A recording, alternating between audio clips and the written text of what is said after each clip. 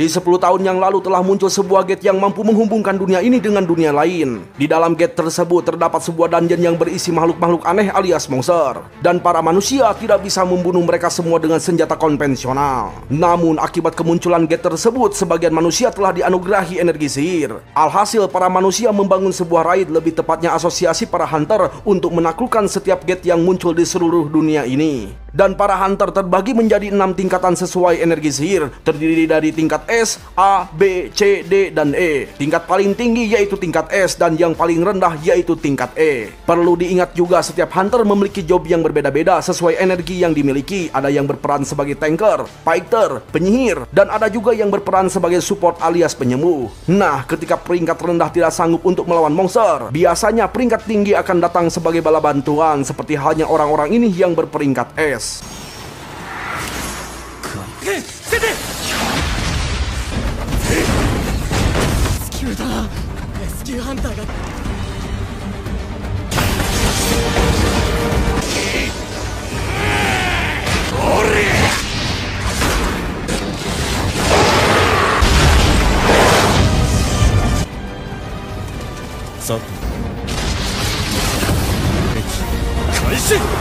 Ya, inilah solo leveling.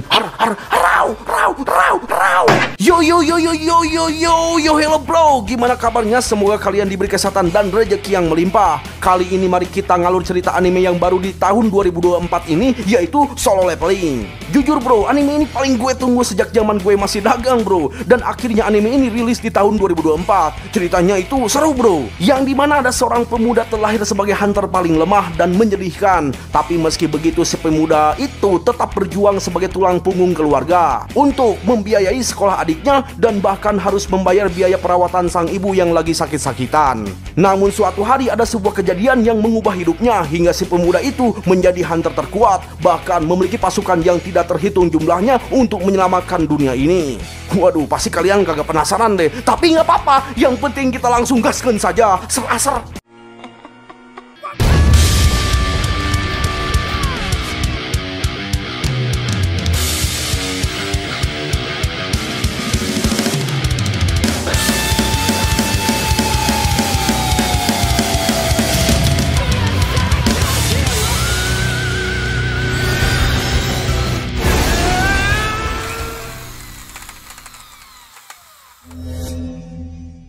Nah, sebelum kita masuk ke dalam cerita, mari kita jelaskan dulu sebentar bagaimana situasi dunia saat ini. Setelah kemunculan gate puluhan tahun yang lalu, dunia ini terpuruk, tapi ada juga yang semakin makmur. Yang dimana sebuah asosiasi terbesar yang dipimpin oleh Goto menyatakan bahwa kemunculan gate yang terdapat dungeon di dalamnya, para manusia membuka lapangan pekerjaan baru untuk menumbuhkan ekonomi negara, yaitu menjadi seorang hunter. Loh, kok bisa begitu? Ya, jadi begini. Di dalam dungeon terdapat item batu sihir yang nantinya bisa dijual. Dan batu sihir tersebut memiliki nilai yang tinggi tergantung kandungan energi mana di dalamnya. Ternyata saat ini manusia menjadikan batu sihir sebagai energi baru bebas polusi, pengganti energi nuklir, bahkan sebagai energi tenaga air, angin, dan panas bumi. Maka dari itu banyak sebagian orang yang berbondong-bondong ingin menjadi seorang hunter untuk mencukupi kebutuhannya meski taruhannya itu adalah nyawa. Dan untuk mengurangi banyaknya jumlah korban, pihak asosiasi akan menguji jumlah energi sihir dengan alat pengetes sihir agar bisa menentukan tingkat rank para hunter. Dan rank tersebut akan ditugaskan mengatasi dungeon sesuai tingkat ancaman di dalam dungeon. Untuk lebih jelasnya, kita simak saja sampai akhir. Nah, perlu kalian ketahui, di dunia ini yang sekarang banyak perusahaan didirikan untuk membangun sebuah raid terbesar. Maka dari itu, setiap perusahaan akan memperebutkan hunter yang memiliki tingkat yang tinggi.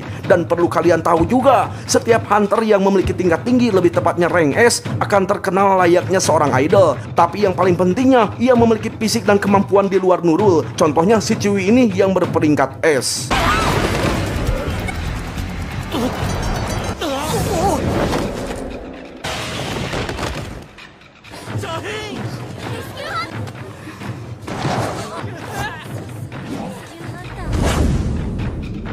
Dan cerita anime ini akan berfokus pada seorang pemuda miskin lemah peringkat E bernama Jinwoo. Ya, inilah orangnya. Jinwoo di sini sangat terkenal di kalangan raid kecil-kecilan, tapi terkenalnya itu bukan karena keren, bukan karena kuat, melainkan terkenal sebagai hunter paling lemah dan paling cupu, bahkan mendapatkan julukan sebagai senjata terlemah umat manusia. Dan saat ini Jinwoo diajak bergabung ke dalam raid kecil untuk menambang di dalam gate rendah, bukan karena diperlukan, tapi kayaknya mereka itu kasihan terhadap Jinwoo yang sedang butuh uang. Perlu kalian ketahui juga di sini Jinwoo memiliki seorang teman ciwi yang sangat peduli dan khawatir terhadap Jinwoo yang selalu terluka ketika menambang di dalam dungeon, bernama Juhe. Ya, Juhe di sini merupakan seorang healer yang sangat diperlukan dalam sebuah raid. Nah, raid kecil-kecilan ini dipimpin oleh seorang hunter bernama Song Chiul. Ketika semuanya sudah masuk ke dalam gate, sambil menunjukkan pisau murahnya yang ia beli dari warung Pak Asep, Jinwoo bergumam di dalam hati bahwa dirinya selalu berada di ambang kematian, bahkan pernah terperangkap di dalam labirin hampir mati kelaparan. Selama ini, Jinwoo selalu mengikuti raid yang memiliki perlengkapan mahal, sementara dirinya cuma pakai pisau murahan, pakai jaket yang dibeli di pasar malam, dan celana training biasa. Bahkan sepatu bolongnya pun tidak diganti karena nggak punya uang. Ya, selama di dalam dungeon, Jinwoo yang lemah hanya bisa berusaha tetap hidup dan mendapatkan batu sihir modal nyampah. Namun meski begitu, saat ini Jinwoo akan tetap berusaha dan akan terus melangkah meski itu burik. Karena sejatinya kita tidak boleh berhenti hanya karena keterbatasan, dan kita tidak perlu menunggu sempurna untuk memulai. Hai. Ya, singkat cerita, Jinwoo sudah mengalahkan satu goblin modal nyampah. Lalu tiba-tiba goblin lainnya datang menyerang, dan karena pisaunya itu pisau murah, ya, untungnya di sini Jinwoo berhasil diselamatkan oleh hunter lainnya. Tapi kini Jinwoo mengalami luka yang parah. Sontaklah Juhe sebagai healer langsung mengobati Jinwoo. Sambil diobati, Jinwoo hanya bisa memandangi para hunter yang memiliki pedang yang bagus dan memiliki sihir yang kuat. Dan singkat cerita, para hunter berhasil mengalahkan bos dungeon. Sementara Juhe terus mengomeli Jinwoo untuk berhenti menjadi hunter, karena jika diteruskan mungkin Jinwoo akan mengalami musibah yang lebih parah lagi. Ya, perkataan Juhe tersebut bukan bermaksud untuk menghina, melainkan Juhe di sini sangat khawatir pada Jinwoo. Melihat para hunter membagi hasil barang buruan, Jinwoo bergumam di dalam hati bahwa dirinya hampir mati tapi hanya mendapatkan batu sihir yang harga murah. Lalu tak lama kemudian, mereka menemukan sebuah terowongan. Jelaslah semuanya terheran apakah terowongan itu adalah dungeon ganda, dan kenapa dungeon ini tidak ditutup padahal bos dungeonnya sudah mati. Sebagian orang ada yang senang, ada juga yang panik, dan untuk jaga-jaga, Pak Song merekomendasikan untuk melapor pada pihak asosiasi mengenai jalan terowongan ini. Tapi jika begitu, semua item yang berada di dalam terowongan akan menjadi milik pihak asosiasi. Alhasil, karena sebagian orang membutuhkan uang yang lebih, Pak Song membuat sebuah voting antara maju atau mundur. Namun hasilnya 6-6 alias seimbang, dan satu suara penentu berada di tangan Jinwoo. Ya, jelas di sini Jinwoo harus berpikir keras antara memilih bahaya atau kebutuhan. Jinwoo sadar bahwa dirinya memanglah lemah, tapi karena saat ini sang ayah menghilang entah kemana, dan Jinwoo harus menjadi tulang punggung keluarga yang harus membiayai biaya pengobatan sang ibu, bahkan harus membiayai sekolah sang adik, Jinwoo memilih untuk lanjut meski bahaya akan menghampirinya. Alhasil mereka pun mulai memasuki terowongan. Para hunter berkata bahwa saat ini mereka sudah berjalan sekitar 40 menit lamanya. Itu artinya sisa waktu mereka cuma 20 menit saja. Itu karena biasanya setelah mengalahkan bos dungeon ini akan ditutup setelah 1 jam. Sementara itu, Juhe terus mengomeli Jinwoo karena Jinwoo tidak berpikir. Padahal sebelumnya Juhe sudah memperingati bahwa Jinwoo akan mengalami musibah yang lebih parah dalam pertempuran. Lalu karena Jinwoo terlihat menyesalinya, Juhe jadi sedikit lega. Tapi sebagai gantinya Jinwoo harus mentraktir makan setelah keluar dari dungeon ini. Jelas kagetlah itu si Jinwoo. Tak lama mereka telah sampai di depan sebuah pintu yang sangat besar. Meski sangat berbahaya dan tidak mau pulang dengan tangan kosong, mereka setuju untuk masuk.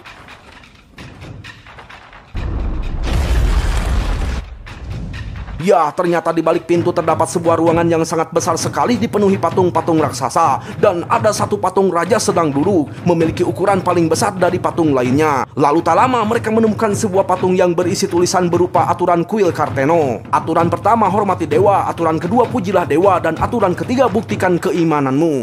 Tiba-tiba Juhe terpanik karena dirinya merasa mata patung raja telah bergerak. Lalu tiba-tiba lagi pintu keluar otomatis tertutup. Jelaslah semuanya terpanik karena tidak mau terperangkap di ruangan ini. Lantas salah satu hunter bergegas menuju pintu karena ingin pulang duluan. Tapi tiba-tiba Ya, hanya dengan sekali hantaman langsung modar. Jelaslah semuanya terpanik, bahkan ada yang berteriak histeris. Sementara Jinwoo hanya bisa melotot dan bergumam bahwa hunter yang kuat pun cuma sekali gecrak. Lalu bagaimana dengan nasibnya sebagai orang yang paling lemah? Ya, ketika melirik ke belakang, mata patung raja beneran bergerak dan tiba-tiba...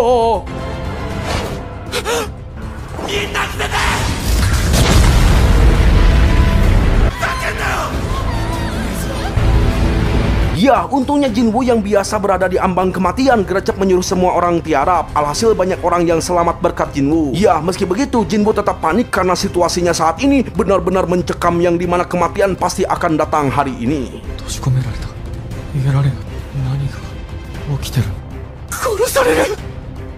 Ya, di sini Pak Song menyadari bahwa Jinwoo memiliki insting yang kuat karena berkat teriakan Jinwoo semuanya berhasil selamat. Namun sayang saat ini lengan Pak Song telah terkena serepet akibat serangan yang tadi, dan saat ini Yue tidak bisa menyembuhkan karena mentalnya sudah terguncang. Alhasil luka Pak Song hanya dibalut dengan perban.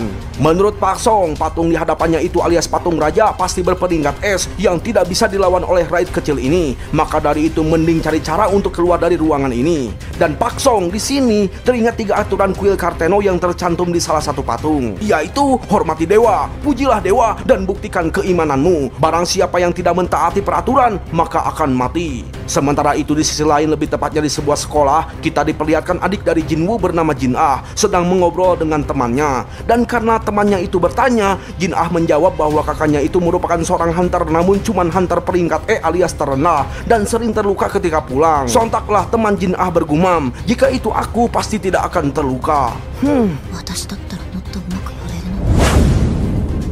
Kembali pada Jinwoo, ketika memikirkan cara bagaimana bisa keluar dari sini, tiba-tiba salah satu hunter yang pede dengan kecepatan yang ia miliki mencoba untuk bergegas menghampiri pintu, namun hanya dengan sekali puh, langsung hilang.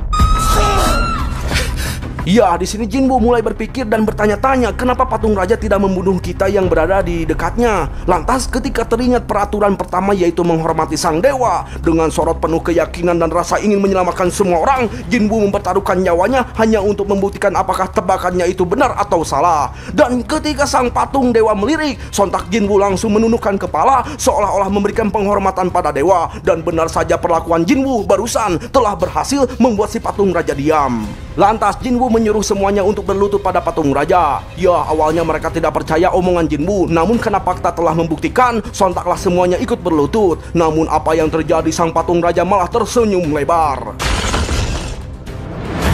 Ya, meski senyumnya itu terlalu manis untuk dipandang oleh kita, namun kali ini sang patung raja sudah tidak lagi menyerang siapapun yang bergerak. Itu artinya aturan pertama telah terpenuhi. Jelaslah semuanya sangat senang, kecuali Jinwoo, karena Jinwoo merasa ini belum berakhir. Dan benar saja, tiba-tiba sang patung raja berdiri membuat ruangan ini bergetar. Jantung pun ikut berdetak dengan kencang, sehingga membuat pikiran Jinwoo jadi kacau. Pusing mikiran aturan kedua yaitu memuji sang dewa. Sontaklah Omen yang merupakan anggota paduan suara di dalam gereja mencoba memberikan pujian terhadap Tuhan, berharap sebuah keselamatan, namun beginilah yang terjadi.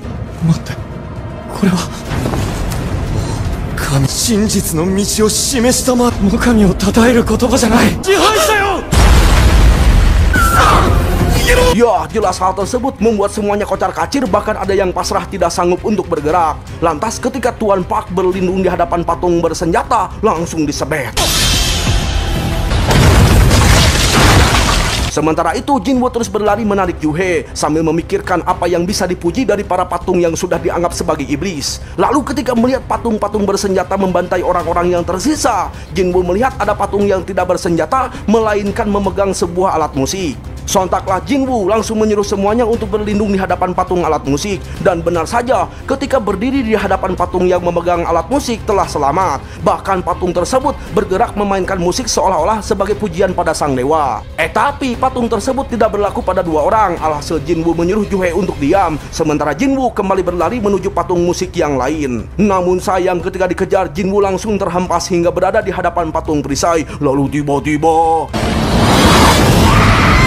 ya, untungnya di sini Jinwoo masih selamat, terus berusaha bergerak menuju patung musik dengan cara mengesot hingga akhirnya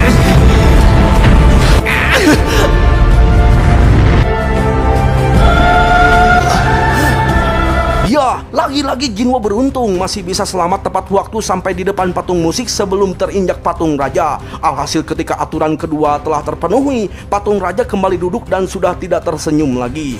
Namun sayang kali ini Jinwo kehilangan satu kakinya. Lantas Juhe langsung mengobati Jinwo dengan energi yang tersisa hingga muntah darah. Ya, meski kali ini mereka telah selamat, namun situasinya itu terlalu mengerikan, yang dimana banyak para hunter mati secara mengenaskan. Dan disinilah mereka saling menyalahkan atas keputusan yang diambil pada saat memasuki terowongan. Sebagai ketua, Pak Song mengakui bahwa semua ini adalah salahnya. Lalu tak berlangsung lama, tiba-tiba muncul sebuah altar di tengah sebuah lingkaran. Itu artinya aturan ketiga harus segera dipenuhi, yaitu membuktikan keimananmu. Dengan penuh rasa frustasi, Jinwoo berkata bahwa kali ini sang dewa menginginkan sebuah tumbal untuk menyembah sang dewa sebagai bukti keimanan. Sontaklah Kim yang merasa kecewa langsung menghunuskan pedangnya terhadap Pak Song, karena menurutnya semua ini terjadi akibat keputusan Pak Song sebagai ketua. Ya, intinya di sini Kim ingin Pak Song berkorban demi orang-orang yang tersisa ini. Alhasil Pak Song bergegas menuju altar. Menurut Jinwoo, semua ini bukanlah kesalahan Pak Song karena keputusannya itu sesuai dengan voting alias keinginan mereka sendiri.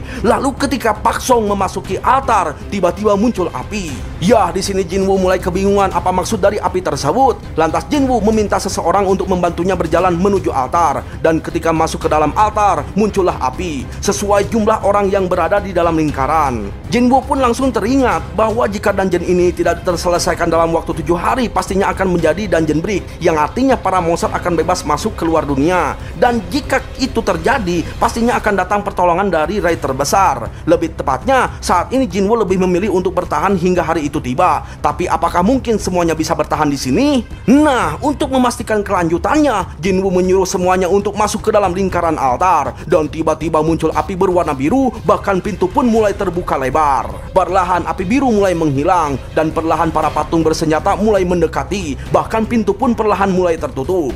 Jinwoo yang mengetahui hal ini seperti permainan anak kecil menyuruh semuanya untuk tidak berpaling mata. Alhasil patung pun berhenti. Lalu salah satu ciwi langsung kabur dan keluar, dan akhirnya selamat. Jelaslah semuanya terheran menunggu penjelasan dari Jinwoo. Dan karena Jinwoo kelamaan berpikir, salah satu dari mereka langsung lari keluar dan selamat. Sontaklah Jinwoo menyuruh orang yang tersisa untuk diam, karena semakin berkurang jumlah di dalam lingkaran, maka pintu akan tertutup. Jinwoo pun menyarankan untuk tetap diam hingga api biru padam seluruhnya, karena api tersebut menunjukkan sebuah waktu. Namun jika begitu, bukankah semuanya akan tetap terperangkap di sini? Jelaslah Jinwoo langsung ngahuleng tarik. Sementara Kim sambil nangis mengucapkan terima kasih bahwa keselamatannya ini berkat Jinwoo. Namun Kim ingin tetap hidup karena dirinya masih memiliki keluarga yang sedang menunggunya di rumah. Sontaklah Kim langsung pergi duluan. Jelaslah Jinwoo kesal. Alhasil kini yang tersisa cuma 3 orang. Lantas Pak Song menyuruh Jinwoo untuk pergi bersama Juhe, biar Pak Song yang tinggal sendirian sebagai tumbal. Tapi tiba-tiba Juhe lemas, tidak bisa menggerakkan kakinya akibat kehabisan mana dan lelah mental. Jelaslah Pak Song kebingungan. Sontaklah Jinwoo menyuruh Pak Song untuk menyelamatkan Johe, karena hanya Pak Song lah yang bisa menggendong Johe. Itu artinya Jinwoo yang akan menjadi tumbal di sini. Jelaslah Johe tidak mau itu terjadi. Lantas karena Jinwoo sudah berjanji akan mentraktir Johe, langsung memberikan batu sihirnya dan menyuruh Johe untuk makan duluan.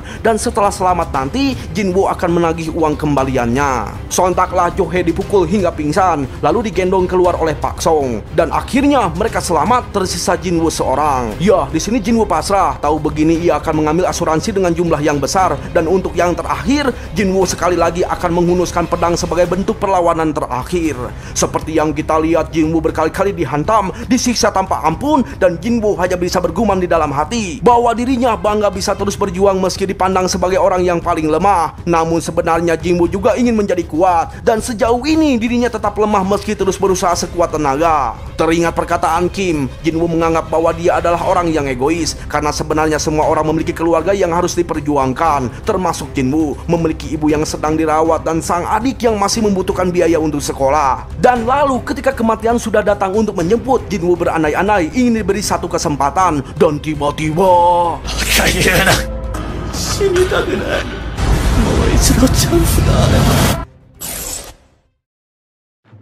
singkat cerita, Jinwoo kembali terbangun di sebuah rumah sakit. Jelas di sini Jinwoo terkejut itu karena tangan dan kakinya kembali utuh. Apakah semua yang telah terjadi hanyalah mimpi? Tak lama pihak dari asosiasi Hunter datang menjenguk bernama Woo Jin Chul dan Tae Si. Jinchul di sini mengabarkan bahwa orang yang selamat dari insiden dungeon ganda berjumlah 6 orang termasuk Jinwoo. Itu artinya yang telah terjadi sebelumnya bukanlah mimpi melainkan sebuah kenyataan, dan Jinwoo di sini telah tertidur tidak sadarkan diri selama 3 hari. Lantas karena Jinwoo bertanya, Jinchul menjelaskan bahwa Song telah pensiun karena dirinya sudah kehilangan 1 tangan, sedangkan Johe mengalami shock berat dan kini sedang menjalani perawatan mental. Menurut Jinchul, Johe sepertinya tidak akan lagi bekerja sebagai hunter, lalu sisanya kita tidak diberitahu. Jinchul pun menjelaskan bahwa pihak dari Guild White Tiger yang menerima laporan dari orang-orang yang selamat langsung bergegas menuju TKP. Namun yang mereka temukan hanyalah Jinwoo yang terkapar. Dan anehnya tidak ada tanda-tanda sebuah kuil ataupun para mayat yang dilaporkan. Jelaslah di sini Jinwoo terheran. Lantas Jinchul menegaskan bahwa pihak asosiasi bisa saja mencurigai orang-orang yang selamat termasuk Jinwoo. Dan untuk memastikan sesuatu, Jinchul bertanya apakah Jinwoo mengalami kebangkitan yang kedua. Nah, disinilah kita dijelaskan bahwa setiap manusia tertentu akan mengalami kebangkitan yang pertama sehingga menjadi seorang hunter,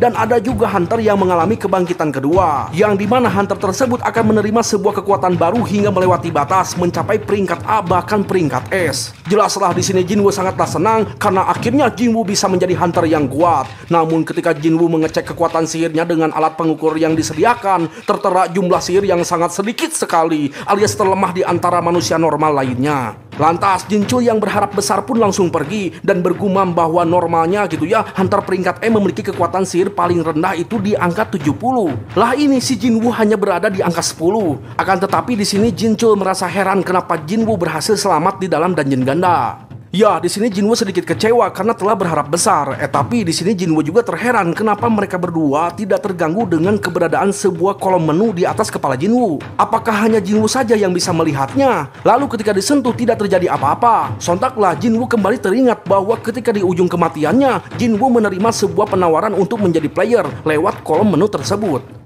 Tak lama kemudian Jin-Ah datang menjenguk lalu memarahi Jinwoo yang selalu pulang dalam keadaan terluka. Jin-Ah menegaskan jika sang kakak begitu terus maka Jin-Ah akan berhenti sekolah dan akan mencari pekerjaan.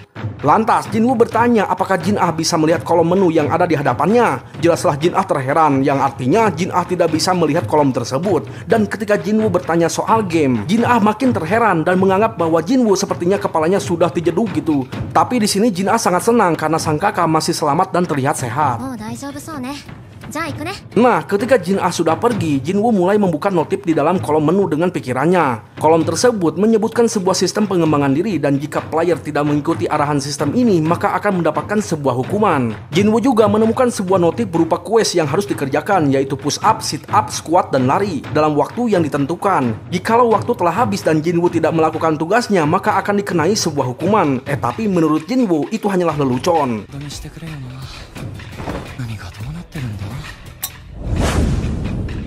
Sementara itu di dalam mobil, Jinchul melapor pada Goto, sang ketua asosiasi, mengenai Jinwoo yang tidak memiliki tanda-tanda kebangkitan. Menurut Goto, banyak sekali kejadian yang tidak bisa dipahami dan kasus ini dianggap sebagai kasus spesial. Di sisi lain lagi, lebih tepatnya di kantor perusahaan Gold Hunter, kita diperlihatkan seorang hunter bernama Cha, ditugaskan sebagai instruktur raid kelas B yang akan menjelajah sebuah dungeon.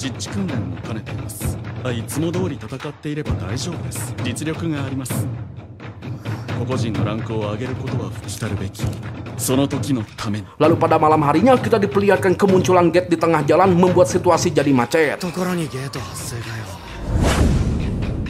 Kembali pada Jinwoo, ketika sedang tertidur tiba-tiba muncul notif menandakan waktu telah habis dan Jinwoo akan dikenai sebuah hukuman. Ya, sungguh tidak disangka Jinwoo tiba-tiba dipindahkan ke dunia lain dan langsung disambut oleh sosok monster kelabang raksasa dan Jinwoo diberikan waktu selama 4 jam untuk menyelamatkan diri.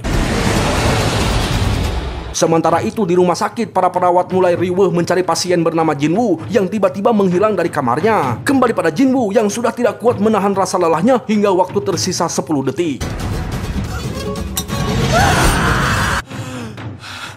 Ya, utuhnya Jinwoo berhasil selamat dan kembali ke dunia nyata.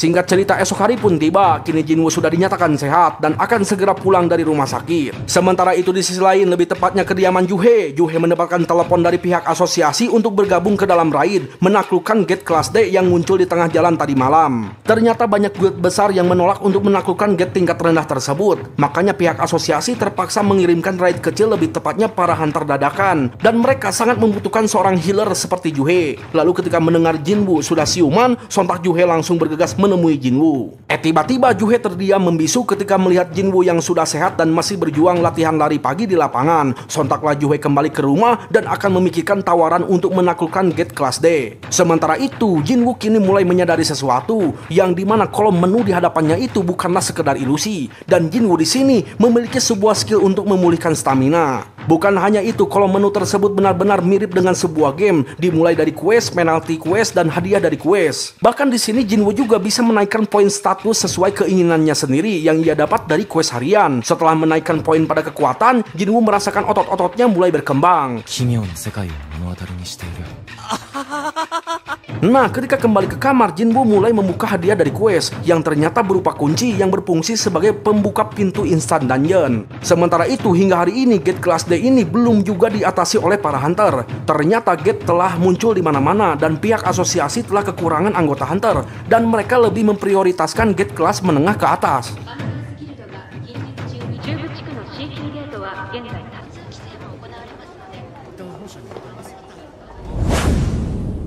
Kembali pada Jinwoo yang terus berjuang keras latihan setiap hari menjalankan quest harian sambil mengingat masa lalunya, lebih tepatnya 4 tahun yang lalu, yang dimana sang ibu divonis penyakit tidur terakhir akibat efek kemunculan gate waktu itu. Ya, penyakit ini tidak bisa diatasi oleh dokter manapun. Dan untuk biaya perawatan sang ibu, Jinwoo terpaksa bekerja kasar menjadi seorang kuli di usia muda. Lalu ketika merasakan kebangkitan, Jinwoo mendaftar menjadi seorang hunter. Jelas Jinwoo di sini sangat senang karena Jinwoo akan menambang uang yang banyak untuk biaya pengobatan sang ibu. Namun kenyataannya Jinwoo terlalu lemah dan menjadi beban bagi para hunter lainnya.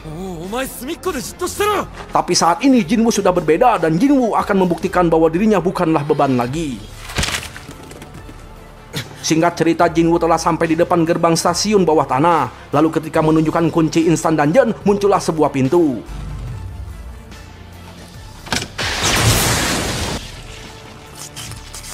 Tiba-tiba ketika sudah masuk, pintunya mulai tertutup, itu artinya tidak ada jalan untuk kembali. Dan ruangan dungeon ini berada di dimensi lain yang dimana hanya Jinwoo yang bisa melihat ruang dungeon ini. Tak lama muncullah sebuah notif yang dimana jika Jinwoo berhasil menyelesaikan dungeon ini, maka Jinwoo akan mendapatkan batu teleportasi. Jelaslah Jinwoo ragu karena dirinya hanyalah seorang diri. Apakah mungkin dirinya bisa menyelesaikan dungeon ini? Melawan monster kelas E saja udah kewalahan gitu, apalagi menyelesaikan dungeon ini sendirian. Namun, karena nggak ada pilihan lain, Jinwoo terpaksa harus maju. Lalu tak lama kemudian muncullah 3 goblin menghadang. Ya, berbeda dengan yang dulu, kini Jinwoo mengimbangi kecepatan bahkan bisa menangkis beberapa serangan dari 3 goblin. Bukan hanya itu, dulu dirinya selalu modal nyampah, tapi kali ini Jinwoo melakukan solo kill membunuh semua goblin.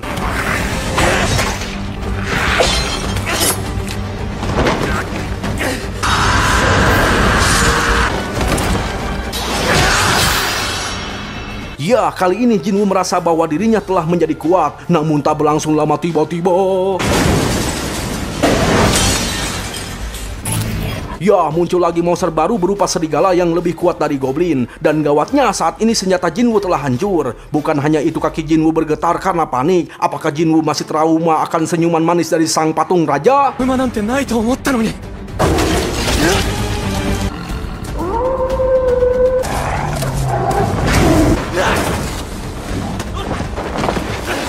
Ya, sungguh tidak disangka Jinwoo kali ini merasakan tubuhnya menjadi ringan melakukan gerakan yang di luar nurul baginya. Di saat itulah Jinwoo mulai kembali mengumpulkan tekadnya bahwa dirinya tidak mau mati yang kedua kalinya. Dan sungguh tidak disangka, hanya dengan satu pukulan si monster serigala langsung tumbang. Namun sayangnya ia masih hidup. Jelaslah Jinwoo kebingungan harus ngapain gitu karena serangannya itu tidak bisa membunuh si monster serigala. Teringat sebuah inventory, sontak Jinwoo langsung mencoba mengambil sebuah senjata yang disediakan.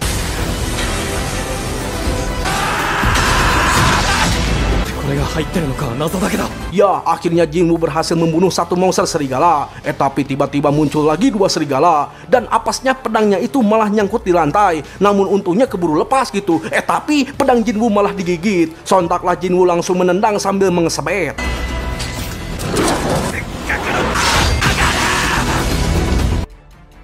Ya, di sini Jinwoo mulai menyadari jika dibandingkan dengan para patung di dalam kuil, monster serigala hanyalah ecek-ecek. Langsung kaburlah itu si serigala. Nah, ketika sedang istirahat, Jinwoo terkejut melihat levelnya yang telah naik ke level 2. Itu artinya untuk menaikkan level, Jinwoo harus membunuh banyak monster. Bukan hanya itu, Jinwoo juga bisa memulihkan semua lukanya ketika naik level dan mendapatkan bonus poin. Ya, di sini Jinwoo mulai semakin yakin bahwa dirinya akan terus bertambah kuat seiring naiknya level dan terus menambahkan poin pada statusnya. Dan ternyata monster di dalam dungeon ini tidak memiliki batu sihir, melainkan hanya mendapatkan sebuah item yang langsung muncul di dalam kolom menu. Ya, pokoknya mahal ini nampak mirip seperti sebuah game. Seperti yang kita lihat, di dalam menu tersebut terdapat sebuah toko pembelian dan juga bisa menjual item, tapi dalam bentuk uang koin di dalam menu. Jinwoo pun bertanya-tanya apakah uang itu bisa ditukar dengan mata uang di dunia nyata. Ya, pokoknya mahal itu masih belum terungkap. Dan untuk saat ini yang paling penting, Jinwoo harus menyelesaikan dungeon ini agar bisa keluar. Namun masalahnya di sini Jinwoo takkan mungkin bisa mengalahkan bos dungeon seorang diri. Apakah perlu Jinwoo menaikkan level terlebih dahulu di sini? Lalu tak lama kemudian muncul segerombolan monster serigala. Berbeda dengan sebelumnya, kali ini Jinwoo sudah tidak takut mati karena dirinya sudah merasakan kematian. Dan Jinwoo tidak mau mati tanpa melakukan perlawanan.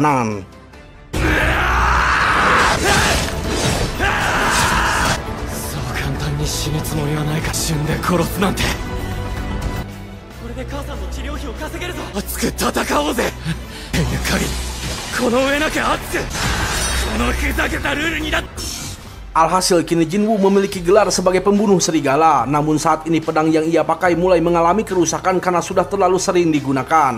Berkat mengalahkan serigala yang cukup banyak, Jinwoo mendapatkan item yang cukup banyak juga. Dan item yang paling penting yaitu batu teleportasi. Itu artinya saat ini Jinwoo bisa kembali keluar dari instant dungeon ini. Namun di sini Jinwoo berpikir apakah dirinya akan mendapatkan kesempatan yang kedua kalinya jika keluar dari dungeon ini. Alhasil Jinwoo yang memiliki tekad ingin menjadi kuat menyimpan batu tersebut dan memilih untuk maju. Di sisi lain kita diperlihatkan Gate di tengah jalan mulai bereaksi dan sepertinya akan terjadi dungeon break. Dan benar saja, Juhei yang sedang berjalan-jalan cari angin mendapatkan telepon dari pihak asosiasi bahwa Gate di tengah jalan itu sudah terjadi dungeon break. Alhasil karena mereka kekurangan healer dan teringat tekad Jinwoo yang masih berjuang keras, Juhei menerima tawaran tersebut untuk membantu raid dadakan. Kembali pada Jinwoo yang terus tanpa henti membantai para monster dengan mudah. Di sini Jinwoo mulai menyadari sesuatu yang dimana nama monster mulai berubah warna, seperti halnya kelabang raksasa namanya berwarna merah yang artinya lebih kuat dari Jinwoo. Sementara serigala berwarna oranye yang artinya setara, dan monster yang namanya berwarna putih menandakan lebih lemah dari Jinwoo. Lalu saat ini monster serigala berubah menjadi putih, itu artinya Jinwoo sudah semakin kuat. Setelah berjalan cukup jauh, Jinwoo merasakan hawa yang sangat kuat di bawah sana. Namun itu tidak membuatnya gentar karena kali ini Jinwoo sudah mencapai level 15. Meski pedangnya sudah tidak akan bertahan lama, Jinwoo tetap lanjut berjalan ke bawah meski kematian akan segera menjemput.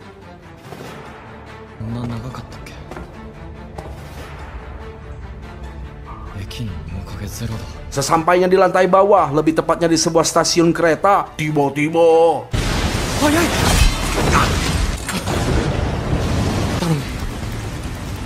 ya, muncullah bos dungeon berupa ular Orochimaru berwarna biru. Meski sangat teramat seram, namun untungnya namanya itu berwarna oranye yang menandakan setara dengan Jinwoo. Namun jika dilihat dari sisiknya, Jinwoo merasa bahwa dirinya takkan mungkin bisa menembus dengan tangan kosong karena saat ini pedangnya telah patah. Tapi emang boleh mundur setelah maju sejauh ini? Tentu tidaklah bro. Jinwoo terus maju menggunakan senjata apa adanya dan tetap melakukan perlawanan meski terdesak.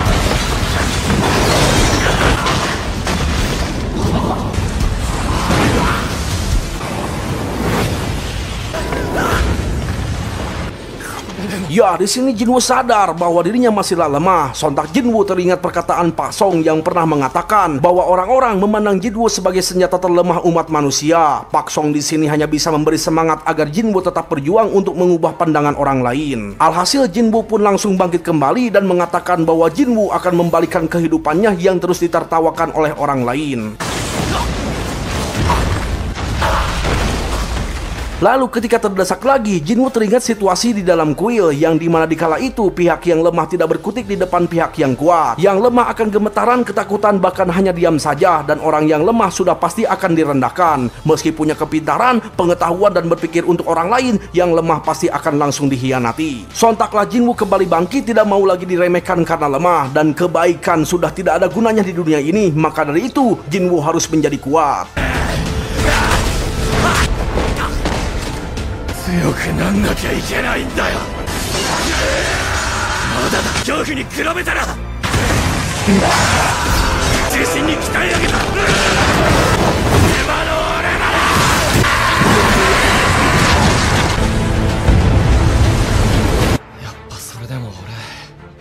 Ya, karena di sini Jinwoo lebih dominan meningkatkan status kekuatan, alhasil hanya dengan sebuah cengkraman kuat si monster ular langsung tumbang. Dan saat ini Jinwoo mendapatkan sebuah item yang bagus berupa senjata belati yang memiliki efek racun berkelanjutan kehilangan pendarahan per detik. Lalu tiba-tiba instan dungeon menghilang kembali seperti semula. Setelah itu ketika keluar dari stasiun, Jinwoo dikejutkan oleh sosok petugas yang menyuruhnya untuk berlindung. Itu karena saat ini telah terjadi dungeon break. Namun karena melihat Jinwoo membawa sebuah pedang, si petugas itu langsung menyuruh Jinwoo untuk membantu karena Jinwoo merupakan seorang hunter. Si petugas memberitahu bahwa para monster ecek-ecek yang keluar dari dungeon telah dibereskan, namun ada satu monster kuat belum bisa diatasi hingga saat ini. Dan sungguh tidak disangka kini Jinwoo memiliki skill resepsi yang mampu menemukan keberadaan musuh. Ternyata saat ini monster yang mereka lawan merupakan bos dungeon. Jinwoo di sini langsung bisa menilai bahwa raidnya itu mendadak dibentuk, terbukti dari kerjasama mereka yang kurang kompak. Dan Jinwoo di sini bisa melihat bahwa anggota raid di depannya itu terdiri dari 8 orang rank E dan 1 orang rank D. Gawatnya, rank D tersebut hanyalah seorang tanker, alias raid ini terlalu memaksa tanpa memiliki DPS yang mumpuni. Tapi ada juga rank B, namun hanyalah seorang healer yang ternyata Juhe. Akan tetapi Juhe di sini masih trauma sehingga tidak bisa melakukan kemampuannya secara maksimal.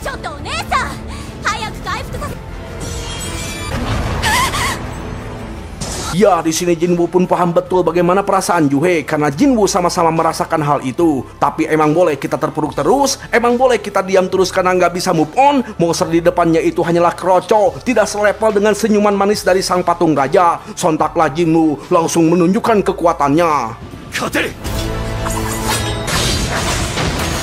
Alhasil si monster langsung oleng dan ketika itu para hunter langsung memberikan serangan hingga si monster akhirnya bisa dikalahkan. Ya, si tanker ini paham betul dengan kelompoknya yang tidak mungkin bisa mengolengkan si monster. Lantas si tanker ini bertanya pada petugas siapa orang yang melemparkan pedang patah itu. Ketika ditunjukkan, Jinwoo langsung menghilang. Sementara Jinwoo yang sudah jauh berjalan mengatakan bahwa dirinya tidak menyangka hanya dengan serangan kecil saja bos dungeon langsung oleng. Tapi di sini Johe menyadari bahwa orang itu adalah Jinwoo.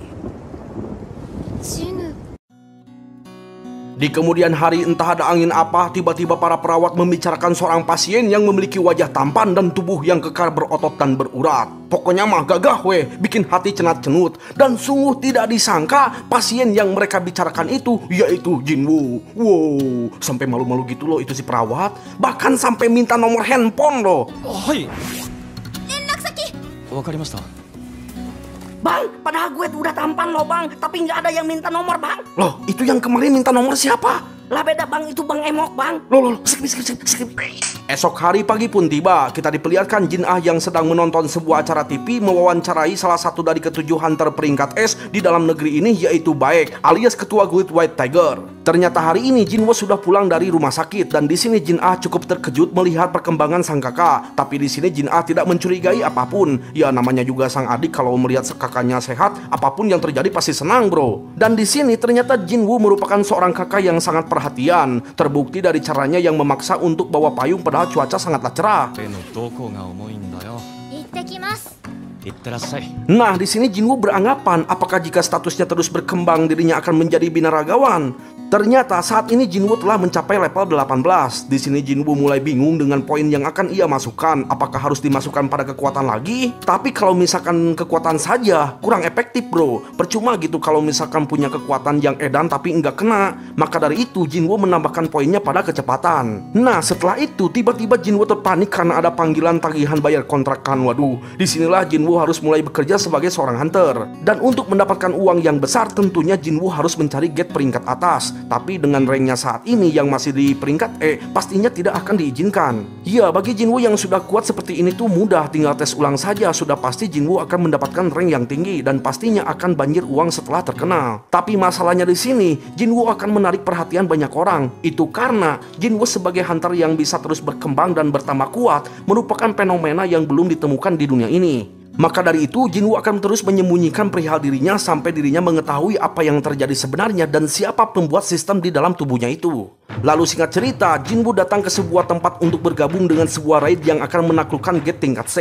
Tapi di sini Jinwoo malah ditertawakan karena mereka tahu bahwa Jinwoo adalah senjata terlemah umat manusia terkenal. Ya, untungnya di sini Jinwoo masih sabar langsung menandatangani perjanjian sebagai anggota raid, yang dimana Jinwoo tidak akan mendapatkan bagian batu sihir, melainkan hanya akan mendapatkan upah sebesar 2 juta saja. Menurut Jinwoo, mereka memiliki 4 orang Rengse dan 2 orang Rengde. Raid ini dipimpin oleh orang yang paling kuat yaitu Hwang Dong-suk. Ya, meski raid ini cukup kuat, tapi Jinwoo di sini penasaran kenapa mereka tidak menggunakan seorang healer. Bilangnya sih udah biasa, tapi menurut Jinwoo, raid ini terlalu berantakan atau mungkin ada sesuatu.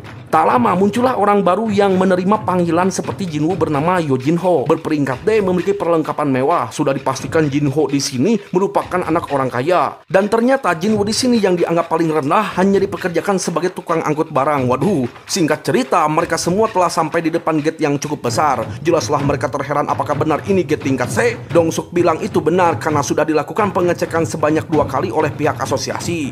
Nah, Jinwoo di sini memberitahu pada Jin-ho bahwa tingkat yang menentukan sebuah gate bukanlah ukuran, melainkan sebuah jumlah energi sihir. Dan biasanya gate tingkat B ke atas akan diatasi oleh guild besar. Itu artinya tingkat C ke bawah akan diatasi oleh raid-raid kecil. ハンター歴はそれなりにあるから俺の後をついてきてください Nah, setelah masuk ke dalam gate, Jinwoo merasa terowongan ini nampak seperti terowongan waktu itu. Lebih tepatnya gelap gulita tanpa ada batu cahaya sebagai penerangan di sini. Lalu, setelah berjalan cukup jauh, mereka menemukan jalan yang banyak sekali. Sontaklah Jinwoo mulai fokus dan tidak merasakan apapun. Itu artinya para monster sedang bersembunyi. Jinwoo pun mulai berpikir kembali, tempat gelap tanpa cahaya, terowongan yang banyak. Itu artinya monster di sini berupa monster serangga. Lantas mereka semua langsung siaga karena monster serangga biasanya akan menyerang secara bergerombol. Sontaklah Jinwoo berteriak bahwa monster serangga akan datang dari atas.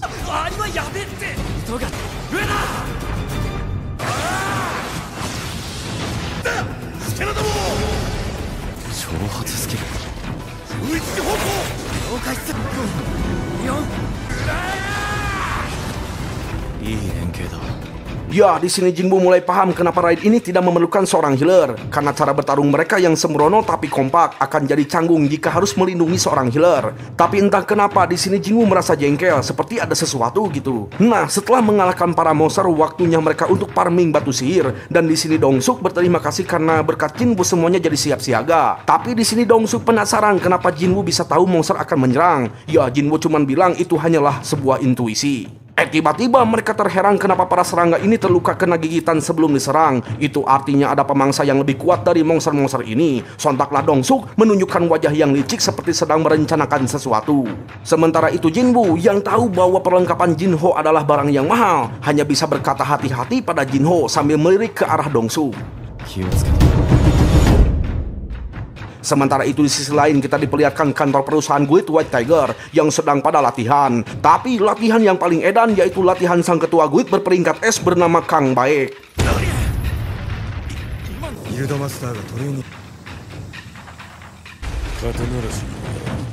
Kembali pada Jinwoo yang terus menelusuri dungeon bersama Dong-suk. Jin-ho bertanya apakah tidak apa-apa. Jinwoo terus bawa barang di sepanjang perjalanan ini. Jinwoo bilang tidak apa-apa karena ini bagus, dapat uang tanpa perlu bertarung. Ya, menurut Jinwoo, penawaran pekerjaan ini terlalu bagus. Dan saking bagusnya, Jinwoo malah semakin curiga terhadap raid ini.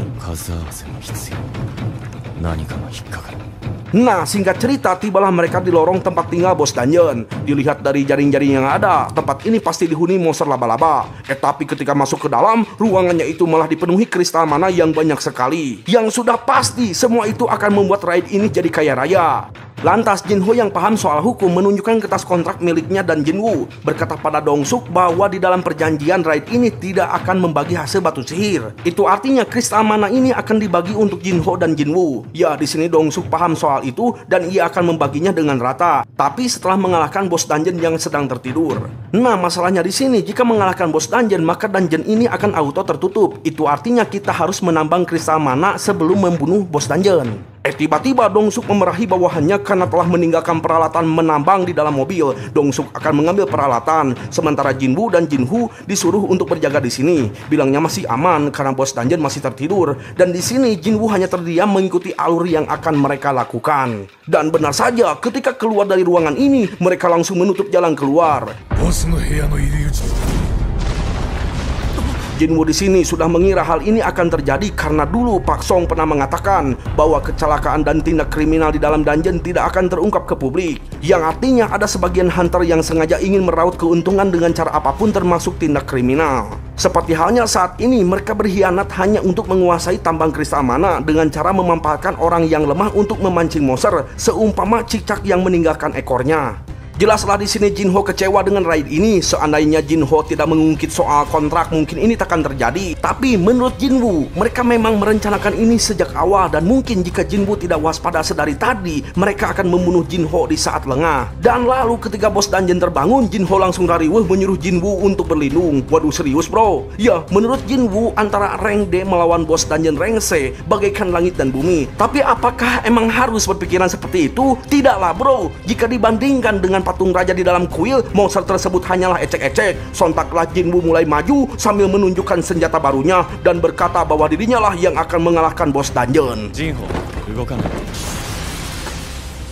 俺が倒すよ。 Sementara itu Dongsuk dan kawan-kawan dengan santunya keluar dari gate. Lalu karena kawan-kawannya itu komplain, Dongsuk menjelaskan bahwa rank rendah seperti mereka berdua pasti akan mati. Dan setelah itu bos dungeon akan tertidur kembali. Di saat itulah Dongsuk akan kembali ke dalam lalu menambang batu kristal mana melalui jalan lubang di atas bos dungeon.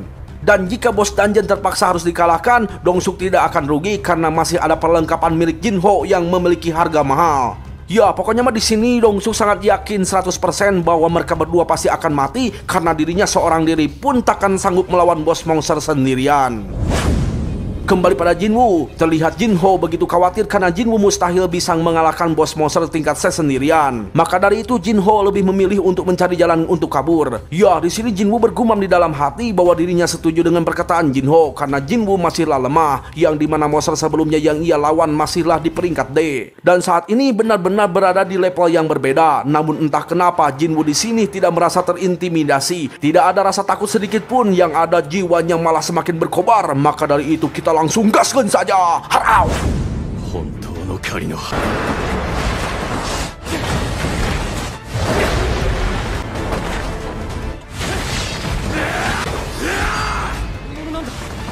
Ya, di sini Jinho dibuat terkejut setelah melihat gerakan Jinwoo yang tidak sama sekali mencerminkan seorang hunter peringkat E. Apakah Jinwoo seorang pendaftar palsu? Sepengetahuannya, pendaftar palsu merupakan psikopat yang memiliki hobi untuk membantai.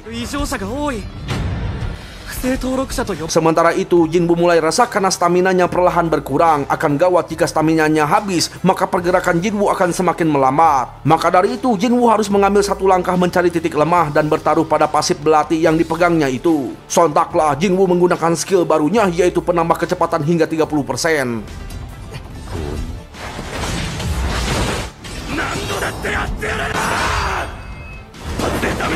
Ya, di sini Jinho sangat terkejut melihat kecepatan Jinwoo yang terlalu cepat. Tapi jika skill itu terlalu lama digunakan, maka staminanya akan cepat habis. Meski begitu, Jinwoo tetap yakin terus menambah kecepatannya hingga tidak sadar staminanya pun telah habis dan langsung oleng.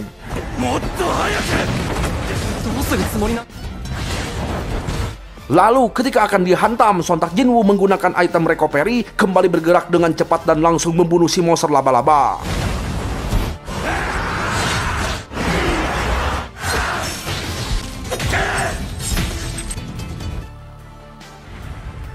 Jelas di sini Jinho dibuat terpelongo melihat keedanan Jinwoo yang sangat mustahil dilakukan oleh hunter biasa, dan dirinya semakin yakin bahwa Jinwoo seorang pendaftar palsu. Sontaklah Jinho langsung bersedia menjadi pembawa barang menggantikan Jinwoo. Tak lama Dongsuk dan kawan-kawannya datang kembali lewat lubang yang ada di atas sana. Sementara itu di sisi lain kita diperlihatkan latihan antara sang ketua asosiasi melawan Jinchul. Sungguh luar biasa, ternyata Goto di sini bukanlah orang biasa. Goto berkata bahwa kita perlu berlatih secara fisik dan juga mental agar tidak terlalu bergantung pada kekuatan hunter. Karena ketika di dalam dungeon, seseorang akan berbuat dosa. Kembali pada Jinwoo, saat ini dengan santunya Dongsuk menghampiri Jinwoo dan menganggap bahwa bos monster di sini terlalu lemah. Bahkan mereka menganggap bahwa bos monster itu dikalahkan oleh Jinho yang berperingkat D, alias tidak mungkin ditaklukkan oleh Jinwoo yang hanya berperingkat E. Lantas Dongsuk memberikan penawaran pada Jinho, jika ingin kembali selamat dan mendapatkan bagian dari dungeon ini, Jinho harus membunuh anggota yang tidak berguna, yaitu Jinwoo. Jelaslah di sini Jinho terpanik, bukan takut pada Dongsuk, melainkan takut berhadapan dengan Jinwoo. Lantas Dongsuk kembali kembali mendesak. Jika Jinho tidak mau menuruti perintahnya, maka Dongsuk akan membunuh mereka berdua. Dikira akan menuruti Dongsuk, ternyata Jinho malah akan melindungi Jinwoo. Sungguh keputusan yang tepat. Sontaklah Dongsuk mulai maju dan memerintah anak buahnya untuk membunuh orang yang lemah terlebih dahulu, yaitu Jinwoo. Lalu tiba-tiba muncul sebuah notif quest dadakan berupa harus membunuh 6 orang di hadapannya itu. Jelaslah di sini Jinwoo panik karena selama ini dirinya belum pernah membunuh manusia. Sontaklah Jinwoo langsung dihantam dengan sihir.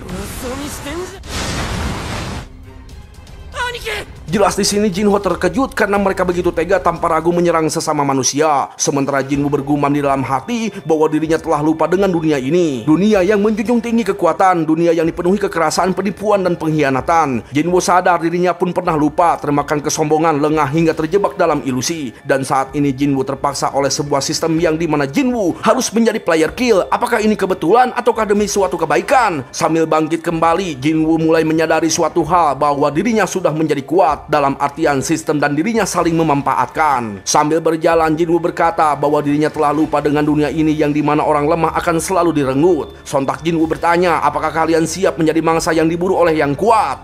Lah ini, mereka malah santuy-santuy saja, nggak ada yang perlu ditakutkan karena Jinwoo hanyalah peringkat E, bahkan memiliki julukan sebagai senjata umat manusia. Lalu tiba-tiba... Ya, hanya dalam sekejap satu orang telah mati. Jelas di sini Dongsuk terheran sejak kapan Jinwoo memegang senjata. Sementara Jinwoo bergumam di dalam hati bahwa sistem telah memaksanya untuk membunuh. Tapi jika tidak begitu, pastinya Jinwoo yang akan terbunuh. Intinya bukan sistem yang memaksanya, tapi memang dunia inilah yang telah memaksanya untuk melakukan hal kejam. Dan jika memang yang kuat akan bertahan, maka dari itu Jinwoo tidak akan ragu lagi.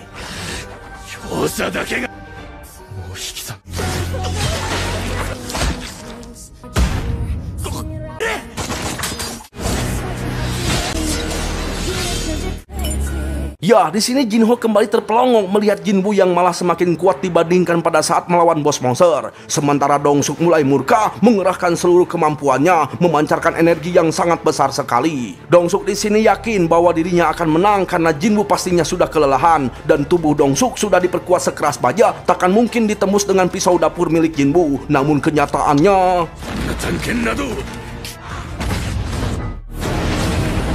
Ya, seperti yang kita ketahui, Jinwoo yang dominan di poin kekuatan langsung mencengkram Dongsuk dengan satu tangan hingga tibelesek. Dongsuk yang sudah sadar bahwa Jinwoo sangatlah kuat meminta pengampunan dan berjanji akan memberikan sejumlah uang bahkan semua harta yang dimilikinya. Tapi Jinwoo hanya berkata, orang yang mencoba membunuhnya sebanyak 3 kali kini merengek meminta pengampunan. Lalu ketika Dongsuk bacot kepala ruguh, langsung disebet.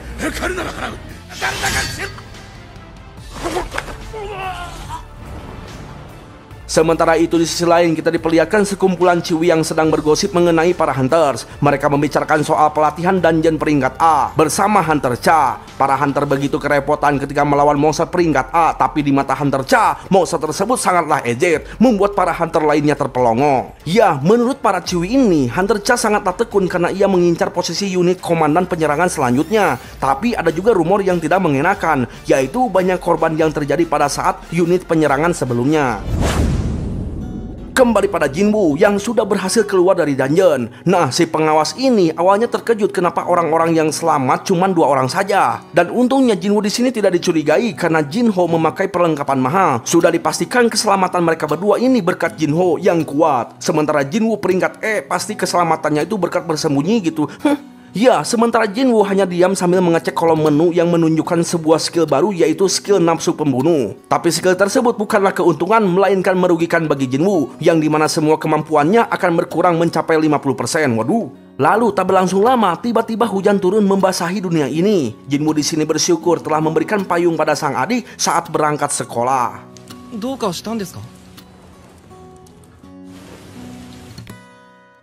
Nah, sebelum kita lanjut, kita ralat dulu sebentar ya perihal skill baru milik Jinwoo, yaitu niat membunuh. Maaf gue salah jelasin bro. Sebenarnya skill tersebut merupakan skill pasif berupa penetrasi terhadap musuh, alias tidak merugikan Jinwoo, yang dimana pengurangan 50% seluruh kemampuan itu terhadap musuh bukan pada Jinwoo. Dan hal tersebut akan aktif dalam waktu 1 menit. Ya begitulah. Halah bang, lu malu-maluin aja bang.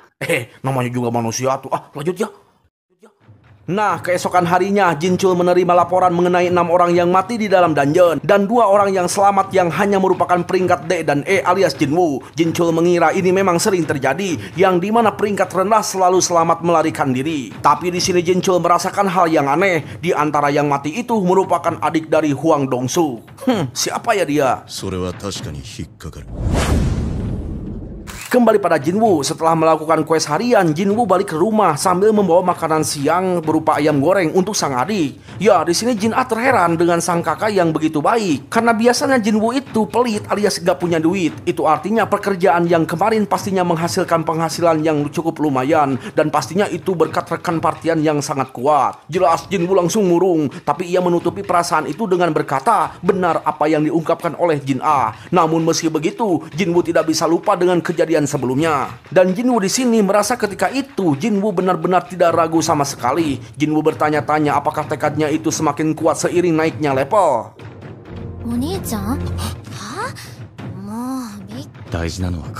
Ya, di sini Jinwoo bergumam di dalam hati bahwa inti dari semua yang telah terjadi yaitu menjadi kuat demi keluarga dan tidak boleh mati. Maka dari itu Jinwoo harus lebih kuat lagi agar bisa mengatasi ketika ada kejadian yang sama lagi, alias harus melawan manusia bukan monster. Lalu ketika mendapatkan sebuah notif penawar racun, Jinwoo langsung pergi ke kamar dan meminum lagi amer kalengan untuk memastikan. Ternyata di sini Jinwoo memiliki sebuah kemampuan khusus, yaitu menetralisir suatu makanan yang bisa merusak tubuh, contohnya amer yang ia minum. Tapi di sini Jinwoo kebingungan, tubuhnya yang hancur ketika di dalam kuil Karteno. Lalu untuk kembali, apakah berkat kemampuan ini? Ya, intinya sistem yang ada di dalam diri Jinwoo masih misteri yang tidak bisa diungkapkan oleh Jinwoo. Lalu kemudian Jinwoo dibangunkan oleh Jin-ah karena ada telepon dari Jinho.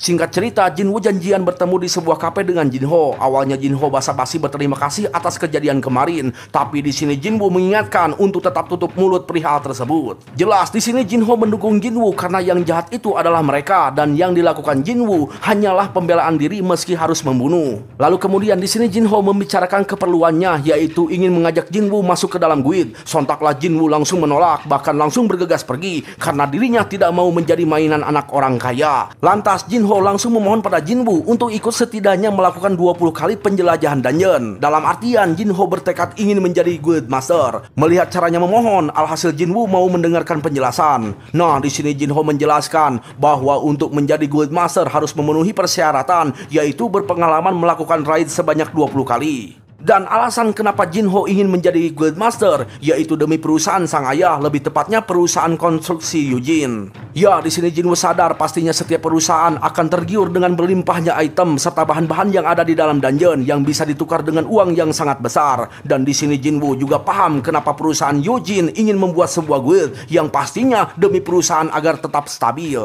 Lantas Jinho bercerita bahwa ayahnya berencana akan merekrut hunter rank S dan di negeri ini cuma ada 7 orang rank S. Contohnya Byunggu yang sudah pensiun dan tidak terikat dalam guild manapun. Tapi menurut Jinwoo itu akan sangat buruk karena ayah Jinho berniat ingin merebut hunter dari guild lain yang pastinya akan menjadikan sebuah dendam dari guild lain. Ya, di sini Jinho mengungkapkan bahwa kakaknya yang tidak mengalami kebangkitan tidak bisa menjadi guild master. Maka dari itu harapan satu-satunya di dalam keluarganya yaitu Jinho. Dan Jinho di sini sangat membutuhkan Jinwoo untuk meyakinkan sang ayah, apalagi bila sukses bersama hunter rank E. Tapi di dalam hati Jinho yakin bahwa sebenarnya Jinwoo berperingkat B atau mungkin lebih dari itu. Lantas untuk meyakinkan Jinwoo, Jinho menunjukkan sebuah kontrak bayaran sebesar 30 miliar untuk melakukan raid sebanyak 19 kali. Wow, sangat sekali. Ya, di sini Jinwoo berpikiran jika dulu ia mendapatkan tawaran seperti ini pasti akan langsung diterima. Tapi kali ini berbeda. Jinwoo sudah dipastikan akan terus berkembang naik level hingga mencapai rank S. Dan jumlah uang 30 miliar itu adalah harga yang sepele bagi hunter rank S. Tapi di sini Jinwoo menolak bukan karena hal itu, melainkan karena masih tidak paham dengan efek kenaikan levelnya, alias terlalu beresiko jika melakukan kerjasama dengan orang lain untuk saat ini. Sontaklah Jinho tidak menyerah, lalu sedikit mengancam bahwa dirinya akan merahasiakan perihal kejadian itu jika Jinwoo mau membantunya. Dan beginilah ekspresi Jinwoo.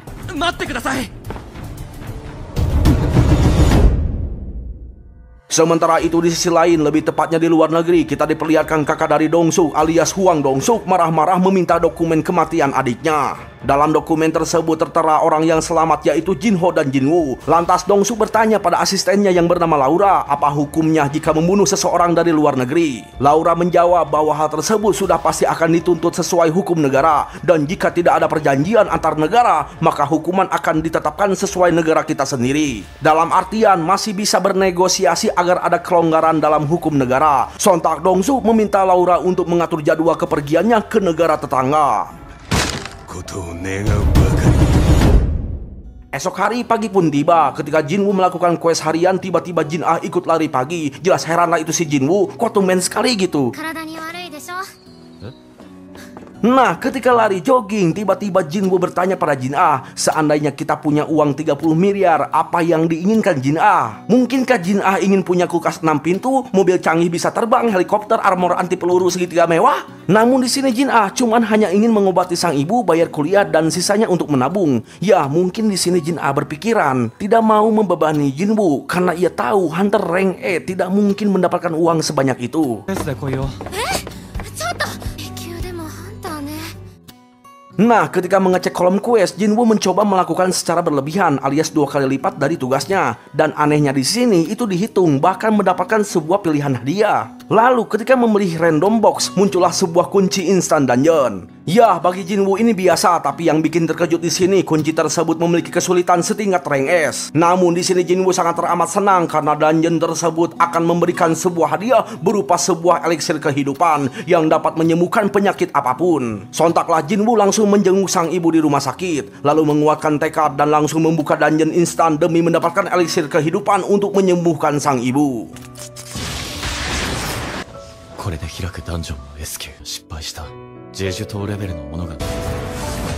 Ya, ternyata di dalam dungeon ini merupakan wilayah iblis yang terdapat sebuah kastil iblis tersegel. Sebagai manusia, rasa takut tetap ada, dan Jinwoo sudah mempersiapkan sebuah item teleportasi agar bisa kembali ke dunia nyata jika Jinwoo terdesak. Lalu tak berlangsung lama, Jinwoo langsung disambut oleh sosok monster Chimera. Demi untuk menjadi lebih kuat, Jinwoo tidak boleh mundur meski lawannya itu lebih kuat dari Jinwoo. Terbukti dari nama si monster yang berwarna merah.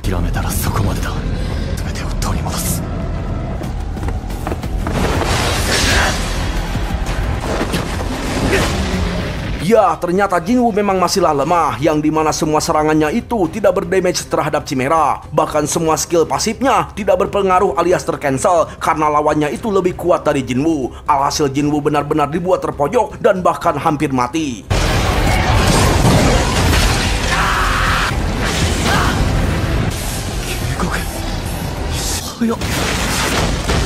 Meski begitu, Jinwoo tetap bangkit dengan pemulihan dan menyerang kembali. Namun itu sia-sia karena lagi-lagi Jinwoo terkena damage. Dan bahkan tidak bisa menghindar karena sang Chimera rupanya memiliki kecepatan yang lebih cepat dari Jinwoo. Alhasil kini Jinwoo bersembunyi. Sistem terus memberikan peringatan bahwa Jinwoo hampir sekarat. Sebenarnya Jinwoo di sini ada kemungkinan bisa menang jika masih bertahan selama 3 menit, tapi ia merasa itu tidak mungkin. Alhasil Jinwoo berpikiran untuk mundur. Namun apa yang terjadi, sang Chimera kembali menyerang dan batu teleportasinya itu terlempar.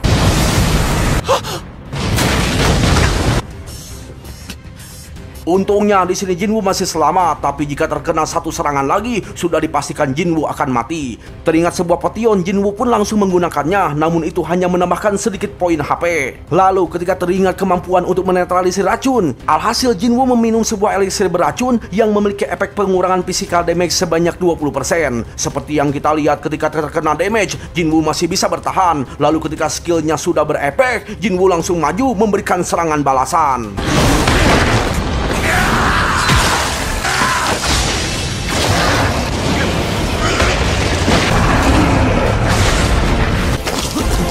Tapi lagi-lagi Jinwoo terpojok dan bahkan Jinwoo saat ini benar-benar sedang sekarat. Meski begitu, Jinwoo tetap bergerak melakukan serangan sebisanya terus-terusan secara berulang hingga akhirnya...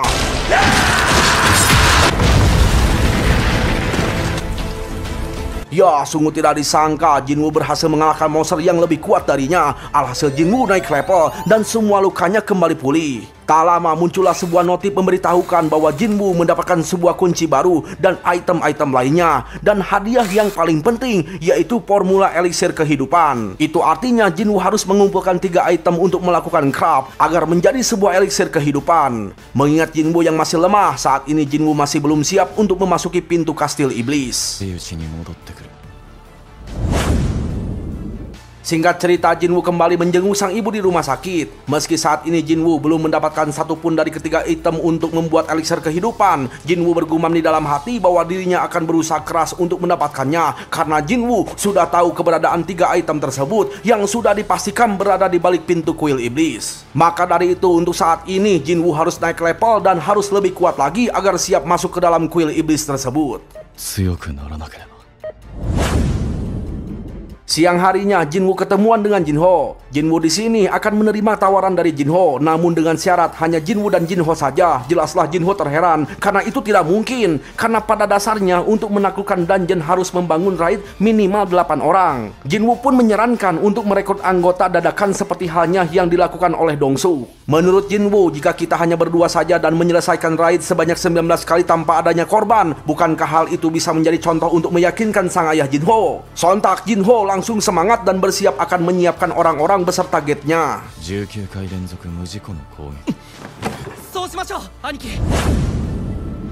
Sementara itu di sisi lain kita diperlihatkan Hunter Cha, atau kita sebut saja Caca biar gampang ya, sedang melakukan jogging. Nah, sebagai Hunter rank S, Caca di sini bisa merasakan kehadiran seseorang meski sedang sembunyi.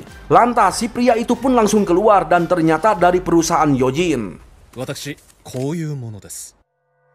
Di sisi lain, Yojin begitu gugup ketika berbicara dengan sang ayah. Sang ayah di sini membicarakan perihal perkembangan dunia yang dikuasai oleh para guild dari hasil bahan baku energi di dalam dungeon. Saat ini dunia sudah bergantung pada hasil jarahan di dalam dungeon, dan Hunter merupakan kunci utama untuk mendapatkan sumber energi tersebut. Dan badan yang mengatur para Hunter dikenal sebagai Serikat Hunter. Serikat Hunter, atau lebih tepatnya Asosiasi Hunter, merupakan badan pengurus sekaligus penanggung jawab serta penguji para Hunter yang layak untuk berburu di dalam dungeon. Namun pada akhirnya Asosiasi Hunter hanyalah sebuah badan publik, dan yang sebenarnya mengatur industri sumber daya yaitu perusahaan yang disebut Guild Hunter. Dan guild terbesar di negeri ini ada 5, terdiri dari Hunters Guild, Guild Harimau Putih, Guild Malaikat Kematian, Guild Pame, dan terakhir Guild Kesatria. Menurut sang ayah, guild saat ini telah memonopoli pasar, maka dari itu perusahaan Yojin tidak bisa tinggal diam, karena sang ayah tidak mau sumber daya jatuh pada tangan orang-orang yang mementingkan kekuasaan. Maka dari itu perusahaan Yojin perlu membangun sebuah guild. Ya, menurut Jinho, hal tersebut pastinya sangat sulit untuk dilakukan karena harus merekrut Hunter rank S.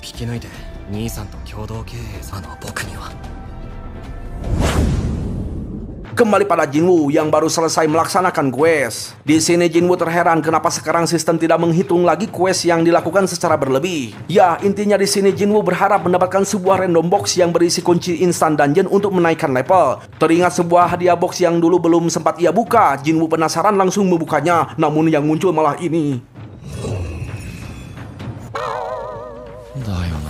Ya, di sini Jinwoo ngebet banget pengen naik level, tapi masih belum ada kabar dari Jinho mengenai raidnya. Dan Jinwoo di sini malah berpikiran ingin melakukan pelanggaran sistem supaya mendapatkan hukuman melawan bos kelabang. Tapi tiba-tiba ada pemberitahuan perekrutan anggota raid untuk melakukan gate sekelas rank D. Karena nganggur dan perlu untuk menaikkan level, terpaksa Jinwoo harus mengambilnya. Dan di sini Jinwoo merasa bahwa situasi saat ini nampak seperti sedang frustasi. Hal yang sama pun dialami oleh Pak Song di tempat latihannya, yang dimana salah satu muridnya berkata bahwa Pak Song sudah lanjut usia, bahkan kehilangan satu tangan sehingga harus benar-benar segera pensiun. Namun di sini Pak Song tidak mau menyia-nyiakan hidupnya dan akan menerima panggilan raid, seolah-olah untuk memanfaatkan sisa umurnya agar berguna bagi orang lain. Bukan hanya mereka berdua, Pak Kim pun di sini merasakan hal yang frustasi alias terpaksa, yang dimana saat ini dirinya nganggur tidak memiliki pekerjaan. Sebelumnya Pak Kim bisa membiayai keluarganya dengan uang tabungan hasil berburu sebagai hunter. Namun jika terus menganggur, uang tabungan pastinya akan terkuras habis tanpa adanya pemasukan. Maka dari itu Pak Kim harus kembali menjadi hunter meski masih ragu karena teringat kejadian di dalam kuil Karteno. Dan saat ini Pak Kim akan mengambil perekrutan raid di gate rank D.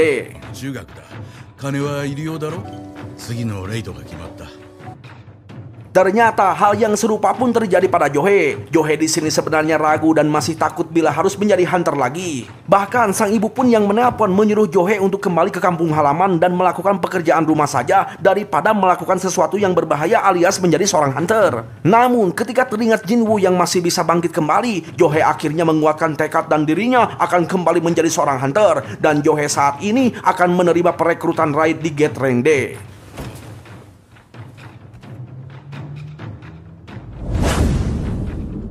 Sementara itu, di sisi lain lebih tepatnya di sebuah perusahaan Hunter Guild, Baek marah-marah pada Choi yang telah melemparkan pekerjaan yang sulit padanya. Intinya di sini Baek tidak terima dengan Choi yang lepas dari tanggung jawabnya. Ya, namun hal itu bukanlah topik utama di dalam perbincangan ini. Choi sebenarnya ingin membicarakan soal perusahaan Yojin yang baru-baru ini sedang melakukan pergerakan untuk membangun sebuah guild. Menurut Baek, dirinya sudah tahu dan sudah waspada perihal perekrutan anggota alias perebutan hunter. Namun di sini Baek masih marah karena Choi belum mengatakan keperluannya yang paling penting setelah memanggil Baek datang ke sini.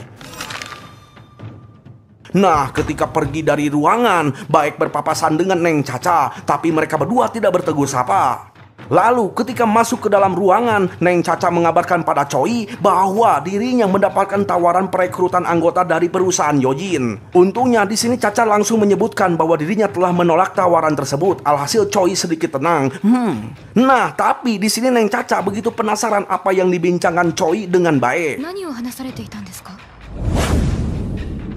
Scene berpindah pada Baek yang sedang minum-minum di sebuah kedai. Baek di sini memikirkan perihal pembicaraan dengan Choi, yang ternyata Choi sebelumnya membicarakan soal Pulau Jeju yang hingga sampai saat ini masih belum bisa diamankan. Ya, Pulau Jeju tersebut merupakan pulau yang ditunjukkan di awal film bro, yang dimana Pulau Jeju dikuasai oleh monster semut dengan jumlah yang sangat banyak, dan hingga saat ini bos monster di Pulau Jeju masih belum ada yang bisa mengalahkannya. Menurut Choi, orang-orang pastinya sedang berusaha melupakan pulau tersebut. Tapi menurut Choi, sebagai hunter yang disebut senjata terakhir umat manusia, tidak bisa melupakan semua tragedi yang sudah terjadi di pulau itu, termasuk kehilangan rekan-rekan yang paling berharga. Maka dari itu saat ini Choi berencana ingin membuat semua guild bersatu alias tidak bergerak secara masing-masing.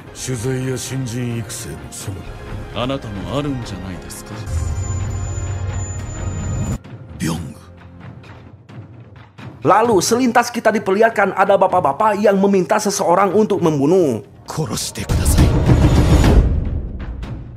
Nah, singkat cerita, kini Jinwoo sudah bersiap menuju Gate Rank D. Sebagai adik, Jin Ah sangat khawatir dan heran kenapa Jinwoo tidak membawa perlengkapan apapun. Lalu ketika di perjalanan, Jinwoo bertemu dengan kawan lamanya yaitu Pak Song. Ya, di sini jelas Pak Song begitu pangling melihat Jinwoo yang nampak sangat berbeda alias tidak terlihat polos seperti yang dulu.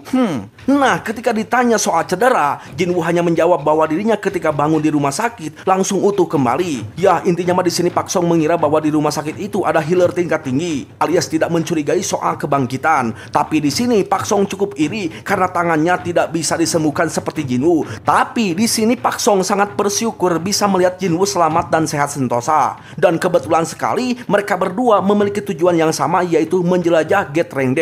Dan sangat kebetulan sekali semua anggota raid yang pernah mengalami kejadian kuil Karteno akhirnya berkumpul kembali alias nampak seperti sedang reuni.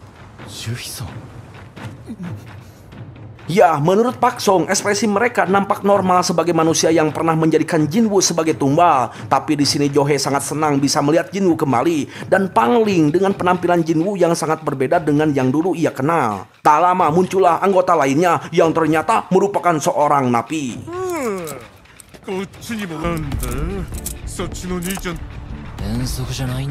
Jelas semuanya terheran dan komplain dengan para napi tersebut. Pihak asosiasi pun menjelaskan bahwa mereka merupakan tahanan dalam masa percobaan. Dan kenapa mereka direkrut? Karena hunter saat ini semakin berkurang alias terpaksa menggunakan para napi. Tapi tenang, para napi tersebut akan diawasi oleh anggota asosiasi hunter bernama Taesik berperingkat B. Sudah dipastikan mereka takkan berani macam-macam.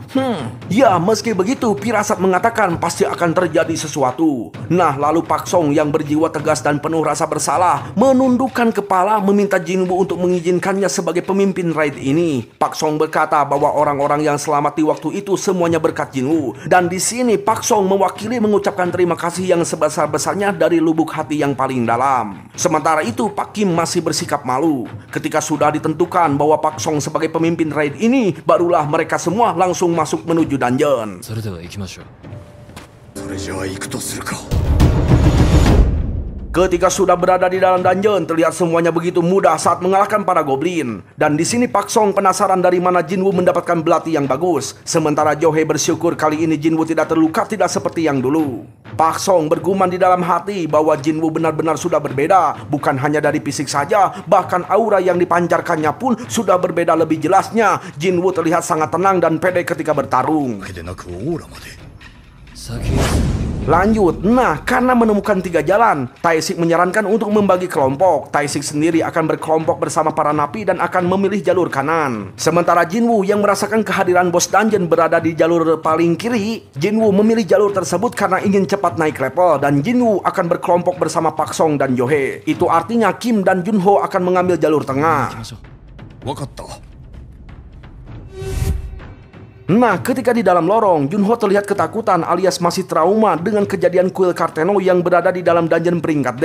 Sontaklah Pak Kim berkata bahwa dirinya akan meminta maaf setelah menyelesaikan dungeon ini. Kim di sini sebenarnya tidak pernah melupakan kelakuannya yang tega meninggalkan Jinwoo ketika itu. Sebagai seorang hunter, hal tersebut merupakan hal yang memalukan. Namun semua itu dilakukan demi keluarganya. Lebih tepatnya, Kim harus bertindak egois agar tetap hidup demi keluarganya. Dan untuk kembali menjadi seorang hunter, Kim harus mengakui kesalahannya. Kim tahu bahwa Jinwoo pastinya tidak akan memaafkannya. Tapi meski begitu, Kim akan tetap terus meminta maaf pada Jinwoo apapun yang terjadi. Sementara itu di sisi lain, Taesik begitu kesal melihat para napi yang begitu menikmati ketika membunuh para goblin. Lalu ketika mereka meremehkan para goblin, Taesik bertanya bagaimana jika goblin itu seorang manusia? Apakah kalian masih bisa membunuhnya? Mereka menjawab jelas bisa karena manusia dan monster tidak ada bedanya. Sontaklah kita diperlihatkan pembicaraan si bapak-bapak yang meminta membunuh, yang ternyata sedang berbicara dengan Taesik. Si bapak-bapak ini merasa tidak adil karena para napi masih diberi hukuman ringan hanya karena mereka merupakan seorang hunter, padahal mereka itu telah melecehkan putrinya hingga melakukan mengakhiri diri. Dan bahkan sang ibu hingga saat ini masih dirawat karena trauma yang tidak bisa hilang seumur hidup. Maka dari itu si bapak-bapak ini meminta Taesik untuk membunuh 3 para napi itu dengan bayaran sebesar 3 miliar. Ya, itu artinya saat ini Taesik memang berniat ingin membunuh para napi itu di dalam dungeon, yang dimana apapun yang terjadi di dalam dungeon tidak akan diketahui publik dan sangat mudah untuk memanipulasi cerita. ここから出たら監視下には100匹のゴブリンに。 Lalu singkat cerita, Kim dan Junho datang. Ternyata jalur mereka berdua saling terhubung. Dan di sini Pak Kim begitu terkejut melihat Taesik yang tanpa ragu mengkrek.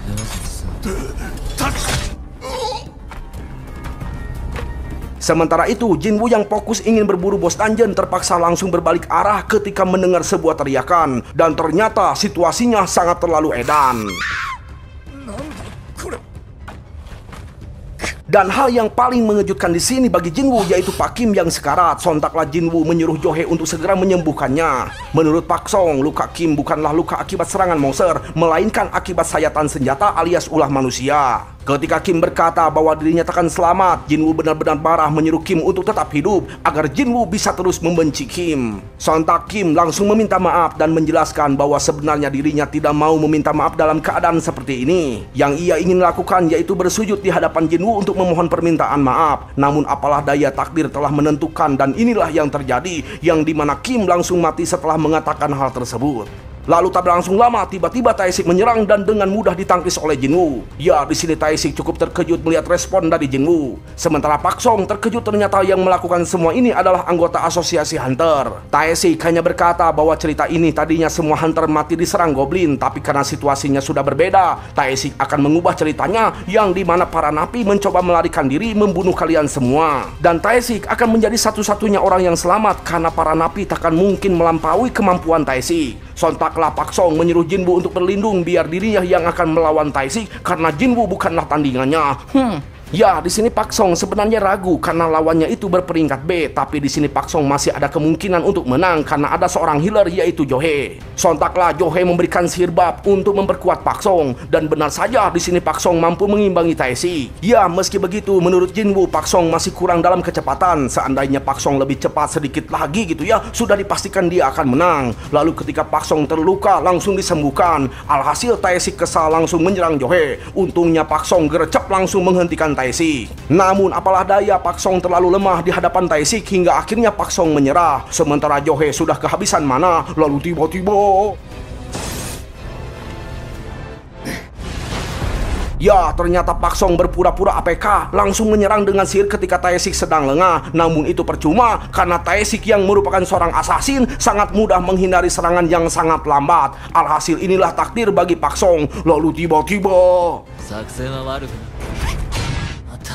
ya, lagi-lagi dengan secepat kilat Jinwoo menangkis serangan Taesik. Ketika ditanya, Jinwoo hanya menjawab bahwa dirinya merupakan hunter peringkat E. Jelas di sini Taesik tertawa karena mana mungkin hunter peringkat E memiliki kecepatan seperti itu. Dan Taesik di sini beranggapan bahwa Jinwoo sengaja menyembunyikan kemampuannya dan ada kemungkinan bahwa Jinwoo merupakan hunter yang mengalami kebangkitan kedua. Taesik di sini sadar bahwa sebelumnya ia pernah bertemu dengan Jinwoo, tapi di waktu itu pengukur sihir menunjukkan poin yang cuma 10 poin saja. Apakah Jinwoo menerima kebangkitan setelah itu? Ya, pokoknya mah apapun yang terjadi, sekuat apapun Jinwoo, pengalaman yang akan berbicara karena Taesik di sini merupakan senior pembunuh. Sontaklah Jinwoo bertanya, apa alasan Taesik melakukan semua ini? Taesik menjawab bahwa dirinya sedang menegakkan keadilan karena para napi itu telah melakukan tindak kriminal yang terlalu menyimpang bagi seorang hunter. Tapi yang ditanyakan Jinwoo bukanlah hal tersebut. Yang Jinwoo maksud, kenapa Taesik menyiksa Jungho dan Kim? Jika ingin membunuh, bukankah seharusnya tinggal dibunuh saja dengan menyerang pada titik vital? Jinwoo di sini beranggapan bahwa penegak keadilan hanyalah sebuah kedok karena nyatanya Taesik adalah seorang psikopat. Ya, di sini Taesik hanya tersenyum sambil mengingat kembali tawaran si bapak-bapak. Yang dimana Taesik menerima tawaran tersebut bukan karena uang, melainkan karena Taesik memang sangat menikmati jika membunuh manusia alias seorang psikopat. Sontaklah mereka berdua langsung bertarung dengan kecepatan yang tidak mampu dilihat oleh Pak Song dan Johe. Ya, meski kecepatan mereka sama, namun dari soal pengalaman Taesik lebih unggul. Sontaklah Jinwoo langsung mengeluarkan aura pembunuhnya sambil mengatakan sebuah sistem yang selalu mendukungnya selama ini dalam perkembangan. Jelaslah di sini Taesik pelongo tidak mengerti perkataan Jinwoo. Lalu tiba-tiba Jinwoo jadi lebih cepat dari Taesik. Bukan hanya itu, Taesik terkena efek racun. Dirasa kecepatannya telah kalah, Taesik mengeluarkan skill menyamar yang dimana wujud dan baunya tidak bisa diprediksi oleh Jinwoo.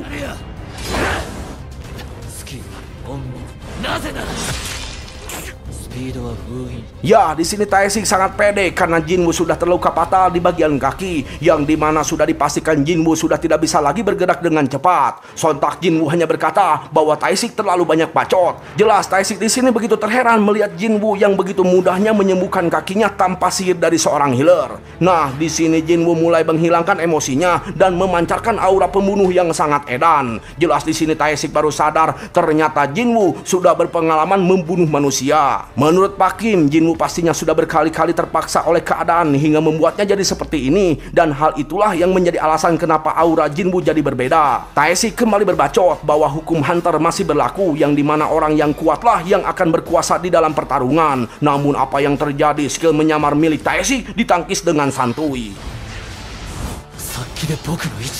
Lalu tiba-tiba Jinwoo memunculkan aura pembunuh yang sangat kuat hingga akhirnya skill menyamar tertembus oleh kegelapan Jinwoo dan Taesik telah berakhir.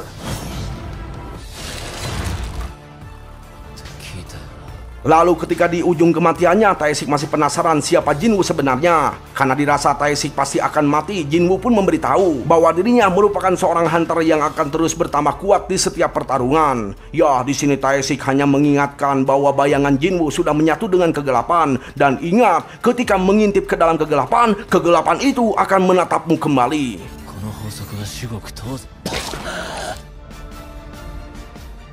Ya, di sini Jinwoo menyadari satu hal, ketika dirinya bertambah kuat, Jinwoo merasa ada sesuatu yang runtuh di dalam dirinya. Lantas Pak Song dan Johe sangat berterima kasih karena berkali-kali mereka diselamatkan oleh Jinwoo. Sontak, Jinwoo langsung menyuruh mereka berdua untuk keluar duluan, sementara Jinwoo akan mengalahkan bos lantai seorang diri. Tapi Pak Song tetap kekeh pengen ikut, sementara Johe akan menunggu di luar. Singkat cerita, ketika kejadian itu berakhir, Jinchul langsung datang ke TKP karena ia sudah tahu kelakuan partnernya alias Taesik. Yang dimana Jinchul sudah tahu bahwa Taesik berencana ingin membunuh para napi dan bahkan para hunter yang ikut di dalam raidnya. Namun apa yang terjadi? Yang selamat dari dungeon hanyalah 3 orang, tidak termasuk Taesik. Sontaklah Jinchul bertanya siapa di antara kalian yang mengalahkan Taesik. Jelas di sini Jinwoo berpikiran sudah tidak bisa lagi menyembunyikan identitasnya dan dirinya pasti akan membatalkan tawaran dari Jinho. Namun apa yang terjadi? Pak Song mengaku bahwa dirinya lah yang telah mengalahkan Taesik karena bantuan dari seorang healer berperingkat B yaitu Johe. Menurut Jinchul, secara data ini memang masuk akal, tapi Jinchul di sini tahu kemampuan Taesik yang tidak mungkin dikalahkan dengan mudah meski dibantu oleh seorang healer. Ya, intinya di sini Jinchul meminta maaf atas kelakuan Taesik yang tidak bertanggung jawab sebagai seorang anggota Asosiasi Hunter. Jinwoo bergumam di dalam hati bahwa saat ini dirinya takkan sanggup bila berhadapan dengan Jinchul yang memiliki aura peringkat A. Nah, ketika Jinchul pergi, Pak Song berkata pada Jinwoo bahwa Jinwoo pastinya punya alasan kenapa menyembunyikan kekuatannya. Dan hal yang tadi anggap saja sebagai balas budi karena Jinwoo sudah berkali-kali menyelamatkannya. Singkat cerita, setelah 3 jam berlalu, kasus pun ditutup karena si bapak-bapak telah menyerahkan diri sebagai orang yang meminta Taesik untuk membunuh para napi. Alhasil, Jinwoo dan yang lainnya dinyatakan tidak bersalah. Lalu, ketika malam harinya, Johe berbincang dengan Jinwoo sambil menunjukkan sebuah batu sihir yang diberikan Jinwoo ketika di kuil Karteno. Nah, di sini Johe bercerita bahwa dirinya tidak seperti Jinwoo yang saat ini sudah berkembang pesat. Jinwoo menjawab bahwa semua ini berkat pengalaman yang dilaluinya. Ya, di sini Johe sadar bahwa dirinya merupakan hunter yang penakut. Karena seharusnya healer peringkat B sepertinya ikut ke dalam raid berperingkat B atau minimal peringkat C. Tapi Johe yang penakut malah selalu memilih bergabung dengan raid peringkat D. Maka dari itu Johe bisa bertemu dengan Jinwoo yang berperingkat E. Ya, awalnya Johe agak jengkel gitu ya dengan Jinwoo yang selalu terluka hampir mati. Namun entah kenapa Jinwoo selalu selamat dari kematian. Dan Johe tidak akan pernah lupa dengan sorotan mata Jinwoo yang menyala ketika itu. Lantas Johe memberikan batu sihir milik Jinwoo dan berkata bahwa dirinya akan berhenti menjadi healer dan akan pulang kampung.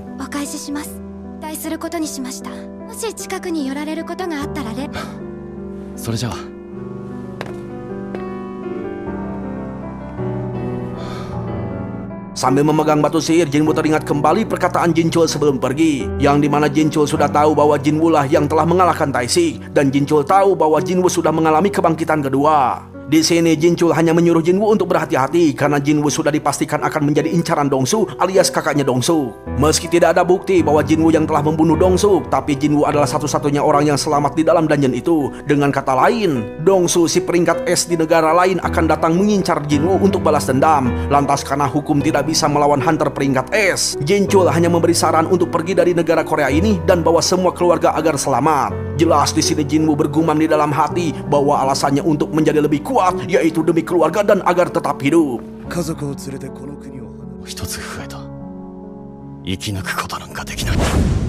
Nah, singkat cerita, keesokan harinya, Jinho telah mengumpulkan para hunter untuk melengkapi agar mendapatkan gate sekelas rank C. Pokoknya Jinho di sini hanya mengumpulkan orang-orang yang telah memenuhi syarat sebagai hunter. Mau itu tukang abok, bahkan para pengangguran lainnya. Tapi di sini Jinwoo terheran, kenapa Jinho malah mengajak bocil SMA, yaitu Songyi alias temannya sekelas Jin A. Nah, ketika mendengar dianggap bocil, Songyi tidak terima karena dirinya memanglah merupakan seorang hunter meski masih peringkat E. Ya, meski begitu, untungnya mereka tidak akan diajak ke dalam gate alias hanya menunggu di luar. Dan yang akan masuk ke dalam gate hanyalah Jinwoo dan Jinho. Nah, karena ada yang bertanya, Jinho menjelaskan bahwa semuanya akan diberi gaji sebesar 3 juta per orang tanpa harus bertarung.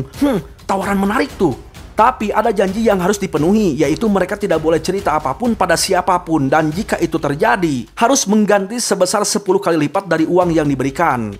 Sementara itu, sebelum pergi, Jinwoo menggunakan sebuah batu rune yang berisi skill milik Taesik yang ia dapat dari hadiah setelah mengalahkan Taesik. Itu artinya, saat ini Jinwoo memiliki skill baru milik Taesik yaitu skill menyamar, lebih tepatnya penghilang keberadaan. Tapi lihat ini si Jinho pakai jirah keluaran terbaru yang sangat keren sekali, namun sayangnya sangatlah berat. Alhasil Jinwoo menyuruh Jinho untuk melepaskannya.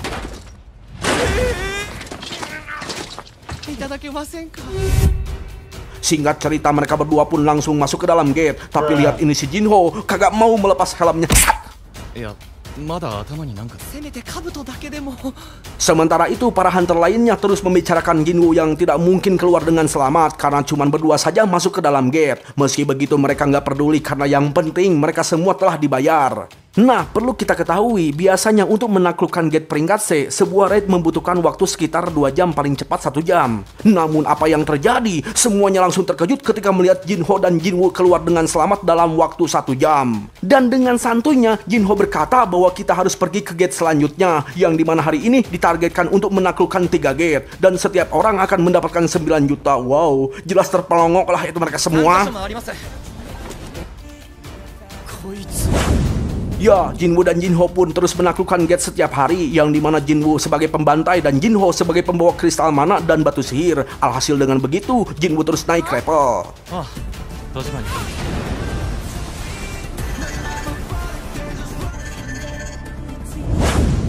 Hingga di suatu dungeon, akhirnya Jinwoo mencoba menggunakan skill menyamar. Dan di sini jelas Jinho terkejut, ternyata Jinwoo memiliki banyak skill yang masih disembunyikan darinya. Bukan hanya itu, karena terus naik level, kali ini Jinwoo mendapatkan skill baru dari pelatihnya, yaitu Fatal Strike. 急所付き お疲れ様でした。 Sambil beristirahat, Jinwoo mengecek statusnya dan saat ini banyak skill baru yang telah ia dapatkan. Ya, karena energi mana sering terkuras habis saat menggunakan skill, kali ini Jinwoo akan meningkatkan stat pada intelijen. Dan karena dirasa Jinwoo sudah cukup kuat, Jinwoo akan masuk ke dalam kastil iblis. Jinwoo merasa bahwa saat ini dirinya sudah setara dengan hunter peringkat A. Tapi tiba-tiba muncul sebuah notif quest perubahan job. 転職クエスト Esok harinya di sisi lain, kita diperlihatkan sebuah perusahaan kulit harimau putih yang sedang membicarakan soal sebuah party yang memborong gate peringkat C dengan harga 150 juta. Ya, di sini jelas manajer An sangat terkejut karena harga tersebut terlalu di luar nurul. Namun setelah melihat data, ternyata orang yang membeli gate tersebut merupakan anak orang kaya alias Jinho, putra dari perusahaan Yojin Construction. Akan tetapi ketika melihat daftar nama Jinwoo, An langsung teringat bahwa Jinwoo merupakan hunter yang terlibat di dalam dungeon ganda. Dan An mencium bau-bau target yang besar. の20ダンジョン事件でも Kembali pada Jinwoo yang sudah mulai memasuki gate peringkat C. Sementara itu anggota lainnya mulai terbiasa dan terlihat santai, bahkan terlihat seperti sedang piknik. Lalu tak lama kemudian Jinwoo dan Jinho keluar dengan santuy dan langsung mengajak untuk pergi ke gate selanjutnya. 予定よりも早いですよ。何もしてないと暇で。それですか。何 別に。 Di sisi lain, manajer An sedang berada di perjalanan menuju gate yang sedang dijelajahi oleh Jinwoo. Menurut An, Jinwoo merupakan target yang besar karena telah mengalami kebangkitan yang kedua. Terbukti, Jinwoo telah mengalami 3 tragedi besar. Pertama, Jinwoo selamat dari insiden dungeon ganda. Kedua, Jinwoo selamat dari insiden kematian Huang Dongsu. Lalu ketiga, Jinwoo selamat dari insiden pembantaian yang dilakukan oleh Kang Taisi. どれも参加者のほとんどが亡くなってれば説明がつかないだろう。ところでアン課長、どこに行くんですか。新人をスカウトしに Singkat cerita, ketika sampai di tempat tujuan, manajer An begitu terkejut ketika melihat raidnya itu sedang bersantai yang nampak seperti sedang piknik. Sebagai tugas, Song Yi langsung mengusir manajer An untuk tidak memasuki wilayah ini. Lalu ketika An mengetahui bahwa Jinwoo masuk sendirian ke dalam gate, An langsung terkejut dan semakin yakin bahwa Jinwoo merupakan buruan yang besar, bahkan super besar. それじゃあ気をつけて Nah, ketika keluar dari gate, Jinwoo memberitahu bahwa besok dirinya ingin libur karena ada urusan. Jinho pun bilang bahwa gate yang sudah dipesan bisa ditunda selama 2 hari, alias besok bisa libur gitu. そこまでする必要ないだろう。お待たせしました皆さん。 Sementara itu di sisi lain, kita diperlihatkan Choi yang mengalami mimpi buruk mengenai kejadian di Pulau Jeju sebelumnya.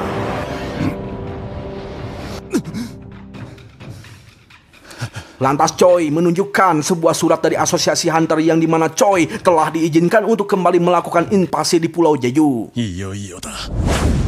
Kembali pada Jinwoo yang tiba-tiba dihampiri oleh manajer An dan asistennya. Di sini manajer An memperkenalkan diri dan bermaksud ingin berbincang sebentar dengan Jinwoo. Singkat cerita, mereka semua sudah berada di sebuah kafe. Tanpa basa-basi, manajer An memberikan sebuah penawaran perekrutan anggota untuk guild harimau putih. Dan An berjanji akan membayar 2 kali lipat dari bayaran Jinho kepada Jinwoo. Ya, menurut An, Jinwoo pasti akan menerima tawaran tersebut. Sontaklah Jinwoo bertanya dengan santuynya, berapa harga gedung guild harimau putih? Dengan gugupnya An menjawab sekitar 50 miliar. Sontaklah An langsung terkejut ketika mendengar bahwa Jinwoo dibayar sejumlah 30 miliar. Itu artinya An harus membayar Jinwoo 2 kali lipat seharga gedung Guild Harimau Putih. Dan agar An percaya, Jinwoo menunjukkan kontraknya. Jelas paniklah itu si An. Langsung meminta waktu untuk mendiskusikan perihal ini pada atasan. Namun Jinwoo langsung pergi begitu saja. Tapi sebelum pergi, Jinwoo bertanya dari mana An bisa tahu tentang Jinwoo. Sontaklah Jinwoo menunjukkan tatapan yang tajam, lalu menghilang menggunakan skill menyamar. Dan setelah itu Jinwoo memberikan sebuah goresan kecil. Jelas hal tersebut membuat An tertekan dan langsung jujur bahwa dirinya menyelidiki Jinwoo secara diam-diam, dan yang mengetahui Jinwoo hanyalah dirinya dan asistennya. Alhasil di sini Jinwoo memberikan ancaman kecil yang dimana jika Jinwoo diketahui publik, maka orang pertama yang akan dicurigai yaitu An dan asistennya. Nah, setelah An berjanji, Jinwoo kembali muncul, lalu meminta maaf karena telah memonopoli gate peringkat C. Lantas An berkata jika Jinwoo terus memonopoli gate, para hunternya sudah dipastikan takkan bisa berkembang alias tidak kebagian gate. Sontaklah Jinwoo memberikan penawaran yang dimana dirinya akan menjual 3 gate peringkat C. Tapi ketika mendengar harganya sebesar 300 juta per gate, An langsung terkejut karena harganya itu terlalu di luar nalar, yang dimana sebenarnya pendapatan batu sihir dan semacamnya itu di peringkat C cuman hanya 200 juta, rugi dong. Nah, di sini Jinwoo membuat kesepakatan dengan harga 200 juta per gate. Dengan kata lain, 3 gate dihargai 600 juta. Alhasil mau tak mau An sepakat dengan harga tersebut. Nah, setelah itu Jinwoo memberikan sebuah hadiah. Lantas karena disuruh, An langsung tutup mata dan membuka mulut. Sontaklah Jinwoo langsung memberikan sebuah potion, yang dimana luka goresan sekecil itu langsung sembuh dalam sekejap. ここまで見せてくださったということは口外しない限りは。課長、この大物かもしれないぞ。 Esok hari pagi pun tiba. Jinho menelpon Jinwoo mengabarkan bahwa uangnya sudah masuk 600 juta. Tapi di sini Jinwoo tidak memberitahu siapa orang yang membeli gate tersebut dengan harga tinggi. Oh. Nah, sementara itu manajer An begitu terkejut ketika melihat gate peringkat C banyak bermunculan di kota dan harganya cuma di angka 70 juta saja. Itu artinya An telah tertipu oleh Jinwoo. Tak lama kemudian muncullah sebuah pesan. Ketika dicek ternyata dari Jinwoo. Jinwoo menegaskan bahwa hal itu merupakan sebuah teguran agar An berhenti untuk menyelidikinya. Ya, di sini An mulai sadar bahwa Jinwoo tidak bisa dianggap remeh, dan meski saat ini An telah kalah dan rugi besar, An masih menganggapnya untung karena kali ini An berhasil mendapatkan nomor kontak Jinwoo. 今回はこれでよしとし。 Nah, setelah jauh dari pemukiman, Jinwoo akan membuka sebuah instan dungeon dari quest pengganti job. Perlu diketahui, quest tersebut merupakan tugas yang muncul setelah Jinwoo berlevel 40. Dungeon instan ini berbeda dengan yang dulu, yang dimana dulu menggunakan sebuah kunci. Tapi kali ini berbeda, Jinwoo bisa mengaktifkannya secara langsung, dan Jinwoo bisa memilih waktunya kapanpun ia mau alias bebas. Dan saat ini, Jinwoo yang sudah pede merasa kuat akan langsung menerima quest tersebut di sini. Dan Jinwoo di sini berharap mendapatkan skill yang cocok agar dirinya bisa menjadi lebih kuat lagi. はい。あったデイリークエスト。やっとこのゲームが本格的に始動する。面白そうだ。 Di waktu yang sama, Jinho berkumpul dan makan bersama dengan sang ayah, bahkan dengan sang kakak yang bernama Jinsung. Di sini sang ayah membahas soal Jinsung yang dimana semua tawarannya telah ditolak oleh para hunter peringkat S. Tapi di sini Jinsung masih santuy karena Jinsung yakin para hunter peringkat S dari negara lain, lebih tepatnya Eropa dan Timur Tengah, akan setuju bergabung dengan guildnya, terutama Dongsu. Lantas Jinsung langsung menyindir Jinho. Ia tahu bahwa Jinho sedang melakukan sesuatu alias menghambur-hamburkan uang dengan membeli gate yang kurang efektif. Jinsung menegaskan pada Jinho bahwa Jinho bebas melakukan apa saja asal jangan mengganggu bisnisnya. Ya, di sini Jinho hanya bisa bergumam di dalam hati bahwa dirinya masih beruntung sang kakak masih belum mengetahui kekuatan Jinwoo yang sebenarnya. Jika tahu, sudah dipastikan sang kakak akan memaksanya untuk direkrut ke dalam guildnya. Di sisi lain, di waktu yang sama lagi, Choi mulai berangkat menuju Pulau Jeju bersama raidnya. Lalu di sisi lain lagi, Jinchul dan sang ketua asosiasi sedang membicarakan soal pekerjaan yang selalu menumpuk. Lalu ketika membicarakan soal Pulau Jeju, tiba-tiba Choi menelpon. 噂をすれば Ternyata sebelum pergi, Choi ingin mengucapkan terima kasih kepada Pak Ketu yang telah membantunya mendapatkan izin untuk melakukan operasi pengintaian di Pulau Jeju. Ya, Pak Ketu di sini menyadari bahwa Choi tidak bisa melupakan kejadian yang pernah dialami rekan-rekannya di Pulau Jeju tempo dulu, dan warga Korea sangat ketakutan karena tidak mau mengusik Pulau Jeju, seumpama tidak mau membangunkan seekor singa yang tertidur. Dan di sini Pak Ketu hanya bisa mengucapkan hati-hati. Ya, Choi di sini sangat sadar betapa kuatnya monster di Pulau Jeju, dan saat ini Choi hanya ingin melakukan survei alias mengukur lagi seberapa kuat monster di Pulau Jeju saat ini. Setelah menelpon, barulah Choi bersama raidnya mulai berangkat menggunakan sebuah helikopter.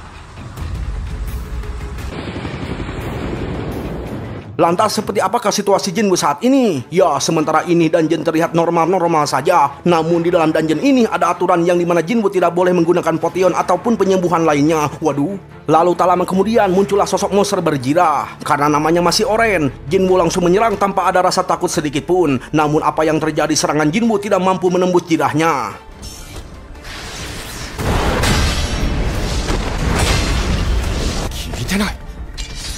Teringat sebuah kekuatan yang mampu menghancurkan kulit ular, Jinwoo kembali menyerang menggunakan otot pusat. Ya, ternyata hal tersebut sangatlah efektif. Lalu tak lama kemudian muncul lagi segerombolan monster jirah. Dan lagi-lagi dengan mudah Jinwoo mengalahkannya dengan sebuah otot. Tapi tiba-tiba... Ya, untungnya Jinwoo gercep langsung menusuk musuh yang menggunakan skill kamuflase. Dan sungguh tidak disangka muncul lagi monster baru berupa penyihir. Ya, menurut Jinwoo, dungeon kali ini lebih sulit dari sebelumnya, yang dimana monsternya itu nampak seperti sekelompok raid manusia. Ada pemanah, ada penyihir, ada kesatria jirah sebagai tank, dan juga ada assassin. Dan hal yang paling sulit, Jinwoo tidak bisa menggapai seorang mage yang jauh dari jangkauannya, karena Jinwoo harus mengirit mana untuk persiapan di dalam ruang bos. Dan karena terus menghindar, lama-lama stamina Jinwoo yang mulai terkuras. Meski begitu, Jinwoo harus tetap melawan, dan singkat cerita, Jinwoo telah mengalahkan semua monster tersebut. Loh bang, kok singkat cerita sih bang? Ya di animenya emang gitu, nggak ada baku hantam lagi, langsung kelar begitu saja bro. Oh gitu bang? Iya bro, bukan gue yang menyingkat. Ya udahlah, lanjut ya. Okay. Nah, setelah mengalahkan para monster, Jinwoo mendapatkan item baru berupa jirah. Sontaklah Jinwoo langsung memakainya. Beruntungnya, jirah tersebut tidak nampak di tubuh Jinwoo alias tidak mencolok, bahkan tidak mengganggu pergerakan Jinwoo. Di sini Jinwoo juga sangat beruntung mendapatkan item-item lainnya yang sangat berguna, terutama item penambah stamina. Setelah melakukan looting, barulah Jinwoo melanjutkan perjalanan hingga tiba di depan pintu bos dungeon. Dan ketika dibuka,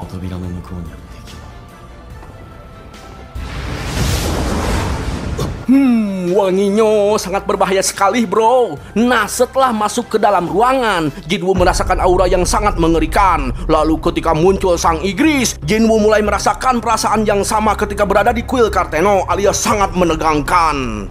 Ya, menurut Jinwoo musuh kali ini sangatlah berbeda alias terlihat sangat kuat. Dan tanpa basa-basi, Igris langsung menyerang.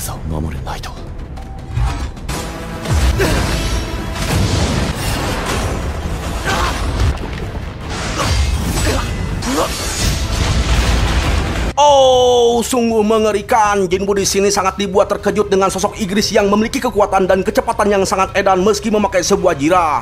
Lantas Jinwoo mulai melancarkan serangan balasan, namun lagi-lagi pisaunya itu tidak mempan terhadap jirah dan tiba-tiba... Oh my god, kekuatan yang terlalu edan bro. Ya, di sini Jinwoo merasa kecepatannya itu sama dengan Igris. Lantas karena pisaunya tidak berguna di sini, Jinwoo akan melawan Igris dengan tangan kosong. Sebagai harga diri seorang kesatria, Igris pun membuang semua senjatanya alias sama-sama akan bertarung dengan tangan kosong. Namun apa yang terjadi, Jinwoo malah dihantam, dirujak, dibebek, pokoknya mah dihajar depikeun kabebeakan. Ya, untungnya di sini Jinwoo sudah dilengkapi item jirah. Kalau tidak, Jinwoo sudah mati sejak awal. Lantas karena tidak bisa menandingi dalam kekuatan, Jinwoo mempercepat gerakannya untuk mengecoh. Namun Igris dengan mudah menghindar dan menahan serangan Jinwoo, bahkan melempar Jinwoo hingga ke udara.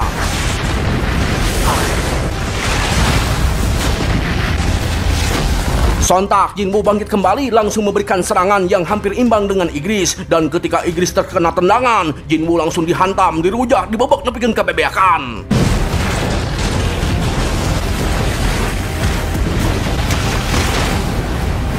Ya, kali ini Jinwoo benar-benar tepar tidak berdaya dan mungkin inilah akhir dari Jinwoo. Selintas kita diperlihatkan Jin Ah yang sudah mempersiapkan makanan untuk Jinwoo. Dan karena tidak mau mengecewakan kakaknya yang sedang berjuang mencari uang di luar sana, Jin Ah selalu giat belajar. Sementara itu sang ibu masih terbaring lemah di rumah sakit. Dan saat ini Jinwoo tepar tidak berdaya siap menjemput ajal. Akan tetapi ketika teringat bagaimana nasib keluarganya jika Jinwoo mati, Jinwoo bangkit kembali dengan sebuah tekad yang berkobar.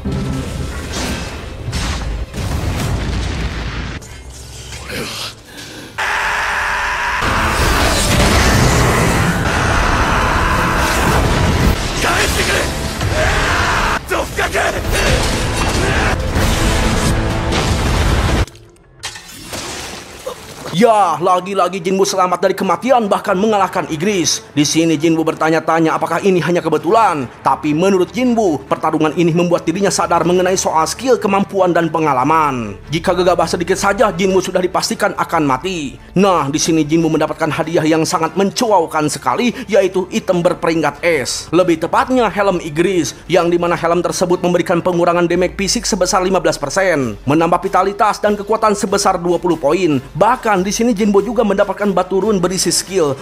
Mantap. Tapi ada yang aneh di sini, bro. Kenapa Jinwoo mendapatkan batu teleportasi dan tidak bisa disimpan ke dalam inventory? Apakah dungeon ini masih belum selesai? Lalu tiba-tiba ya, muncullah sebuah notif berupa quest poin penguatan dan pertarungan berdurasi lama. Lalu muncullah segerombolan monster jirah dengan jumlah yang sangat banyak. Meski banyak, Jinwoo tetap maju karena mereka tidak sekuat Igris. Namun apa yang terjadi? Monster tersebut terus bermunculan tanpa henti dan semakin banyak. Sontaklah Jinwoo menggunakan skill kamuflase untuk bersembunyi. Karena saat ini HP-nya sudah sekarat, Jinwoo akan mengulur waktu hingga quest ini berakhir. Namun apa yang terjadi? Ada monster tipe mage memunculkan mata sehingga skill milik Jinwoo terlepas. Alhasil mau tak mau Jinwoo harus melawan.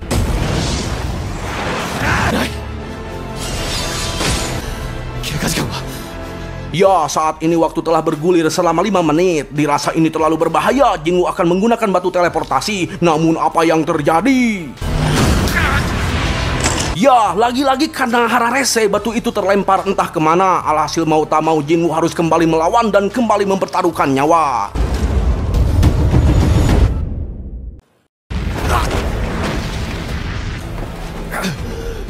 Ya, meski saat ini situasi sangat tidak menguntungkan, Jinwoo terus berusaha melawan sambil memikirkan bagaimana cara untuk selamat dari tempat ini. Jinwoo sadar bahwa dirinya sudah sejak dari dulu terlahir sebagai hunter paling lemah, dan Jinwoo sangat paham bagaimana rasanya berada di posisi itu. Tapi meski begitu, Jinwoo tidak munafik bahwa dirinya mendambakan posisi puncak. Ketika kesadaran mulai memudar, tiba-tiba muncul bisikan dari orang-orang yang pernah meremehkan Jinwoo, yang dimana Jinwoo terkenal sebagai senjata terlemah umat manusia. Lalu muncullah bayangan orang-orang yang merasa kasihan pada Jinwoo. Dan setelah itu muncullah bayangan dari diri Jinwoo sendiri. Dia mengatakan bahwa semua yang terjadi, kematian yang selalu menghadang, merupakan kesalahan Jinwoo sendiri yang sok-sokan merasa kuat. Di sisi lain, lebih tepatnya di kantor asosiasi Hunter, Pak Ketu menjelaskan bahwa tubuhnya saat ini sudah tidak sanggup lagi untuk bertarung. Maka dari itu dirinya tidak layak untuk ikut misi di Pulau Jeju. Tapi di sini Pak Ketu paham bagaimana perasaan mereka. Lebih jelasnya, sebuah luka yang tidak pernah hilang, dan jika luka itu tidak diatasi, maka akan menjadi sebuah kehancuran bagi seorang Hunter. Kembali pada Jinwoo, di sini Jinwoo terus-terusan disindir bahwa Jinwoo hanya mengalami perubahan secara fisik, tapi aslinya tetap selalu babak belur seperti yang dulu, alias masihlah lemah.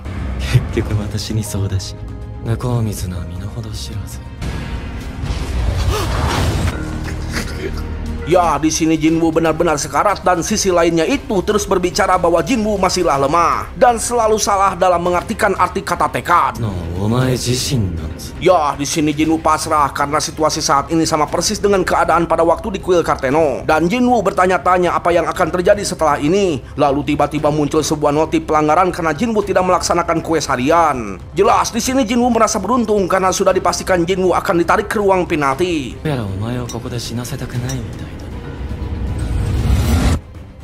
Ya, benar saja saat ini Jinwoo sudah berada di area penalti. Jinwoo merasa kalau dirinya lagi-lagi sedang beruntung. Nah, di kesempatan ini Jinwoo meminum eliksir untuk memulihkan stamina. Namun ketika meminum potion, Jinwoo tidak bisa memulihkannya karena luka yang dideritanya itu terlalu parah. Itu artinya Jinwoo perlu istirahat untuk memulihkan diri secara alami. Atau bisa jadi harus naik level di sini agar bisa otomatis langsung pulih.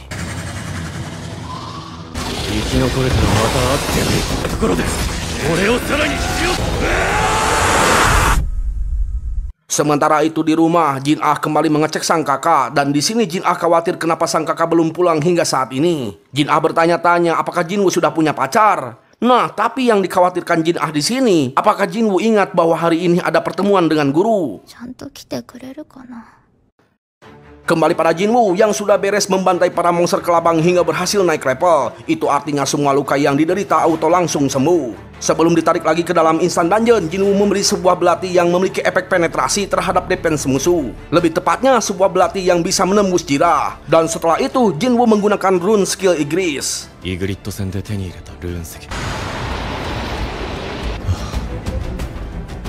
Ya, ternyata skillnya itu berupa tangan penguasa. Jinwoo pun ingat bahwa Igris bisa mengambil pedangnya dari jarak jauh. Sontaklah Jinwoo mencoba menarik monster di hadapannya. Namun sayang itu gagal karena skill tersebut belum bisa mengangkat benda yang sangat besar. Ketika persiapannya sudah selesai dan waktu penalti sudah habis, Jinwoo pun langsung ditarik lagi ke dalam instant dungeon. Dan ternyata monster jirah sudah terlalu menumpuk. Meski begitu kali ini Jinwoo sangat bersemangat. Nah, di sini akhirnya Jinwoo mulai berpikir jernih mengidentifikasi area pertempuran ini. Jinwoo bertanya-tanya kenapa dirinya tidak merasakan kenaikan EXP pada saat membunuh monster jirah. Lalu apa yang dilakukan si penyihir di belakang sana? Lalu ketika melihat sebuah gate kecil, Jinwoo baru sadar si penyihir itu ternyata pengguna sihir pemanggilan. Itu artinya semua monster jirah hanyalah monster yang dipanggil. Dan untuk membunuh mereka semua, Jinwoo harus membunuh si penyihir tersebut. Dan benar saja, sesuai dugaan, para monster jirah langsung lenyap. Alhasil kali ini Jinwoo hanya mengincar para mage yang berada di barisan belakang.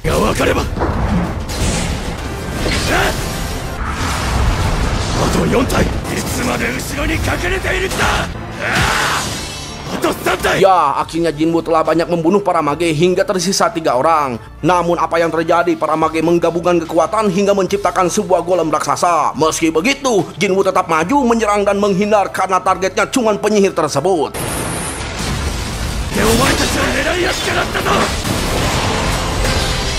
Namun apa yang terjadi, meski magenya itu sudah mati, para golem masih bisa bergerak menyerang Jinwoo. Untungnya Jinwoo di sini masih bisa menahan serangannya itu. Don.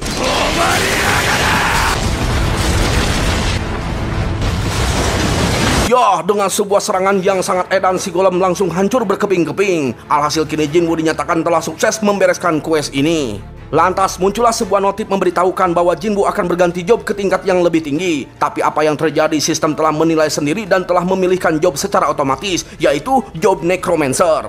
Jelas di sini Jinwoo komplain karena dirinya merupakan tipe assassin dan jika memilih job tersebut, bukankah itu tidak cocok? Karena hingga hari ini Jinwoo belum menaikkan stat point pada intelijen. Dengan kata lain, Jinwoo tidak pantas menjadi seorang mage. Menurut Jinwoo, semua status yang ia naikkan akan jadi sia-sia karena seorang mage pantasnya bertarung di garda belakang. Tapi di sini ada pilihan untuk menolak job tersebut. Lalu ketika ada notif akan mendapatkan skill khusus, Jinwoo langsung berpikir dan terus berpikir apakah mau diterima atau ditolak. Teringat mage yang tadi, Jinwoo yakin bahwa Necromancer memiliki skill membangkitkan mayat. Ya, Jinwoo merasa sistem memang telah memilihkan jalan ini sejak awal dan menurut Jinwoo ini akan menarik. Yang dimana Jinwoo akan menjadi mage tipe assassin dan akan memiliki pasukan bayangan untuk memperkuat sebuah pertempuran. Alhasil Jinwoo pun langsung menerima job tersebut.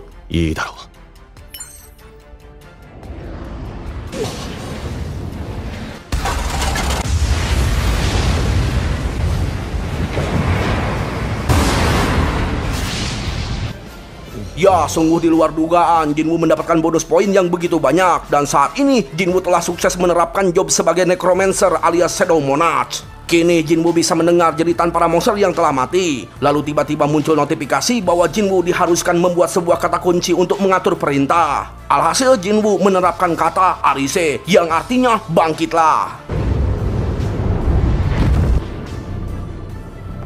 Ya, benar saja mereka bangkit kembali dalam wujud bayangan hitam menyala. Di sini Jinwoo telah memiliki skill untuk menyerap dan menciptakan prajurit menggunakan mana kapanpun. Dan yang bikin Jinwoo terkejut, semua pasukan bayangannya itu memiliki rank dan juga level. Itu artinya mereka juga akan terus bertambah kuat seiring berjalannya waktu dan penambahan EXP. Nah, karena penasaran, Jinwoo ingin mencoba membangkitkan Igris. Lalu karena ada batasan, Jinwoo membuang 11 prajurit bayangannya agar bisa membangkitkan Igris. Namun apa yang terjadi, Igris terlalu kuat dan menolak untuk hidup. Apasnya, Jinwoo hanya memiliki 3 kesempatan untuk melakukan ekstrak. Lalu ketika mencobanya lagi, Okiro! ya, lagi-lagi Jinwoo telah gagal. Itu artinya Jinwoo hanya memiliki 1 kesempatan lagi. Lantas di kesempatan terakhir ini, sebelum mengekstrak, Jinwoo membujuk Igris untuk menjadi pasukannya. Alhasil kini akhirnya Igris telah bangkit menjadi pasukan bayangan. 目の前に俺を守ってくれ。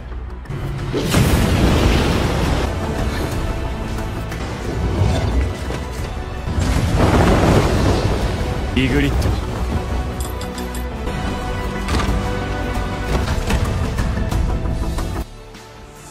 よろしく頼む。 Esok hari pagi pun tiba. Di sisi lain Pak Ketu sedang ngopai sambil melihat terbitnya matahari. Entah ada angin apa, tiba-tiba Pak Ketu minta waktu untuk mengobrol dengan Jin Chul. Di sini Pak Ketu menjelaskan bahwa Hunter tidak bisa bertambah kuat ataupun menurun kekuatannya, tapi seorang Hunter bisa bertambah kuat jika mengalami kebangkitan yang kedua. Ya, intinya para Hunter tidak punya level dan tidak bisa menaikkan level. Maka dari itu, Pak Ketu selalu menyarankan untuk meningkatkan ilmu bela diri. Pak Ketu di sini selalu berangan-angan dan percaya bahwa di dunia ini pastinya ada seorang Hunter yang bisa terus meningkatkan kekuatannya. Dan hal itu jelas akan membuat perubahan besar untuk dunia ini. 我々の想像を超える生まれているのではないか。 Di sisi lain kita diperlihatkan Choi dan raidnya sudah sampai di depan Pulau Jeju. Ternyata Neng Caca di sini mabuk helikopter, bro. Dan ternyata ini adalah penyerangan pertama bagi Caca di Pulau Jeju ini.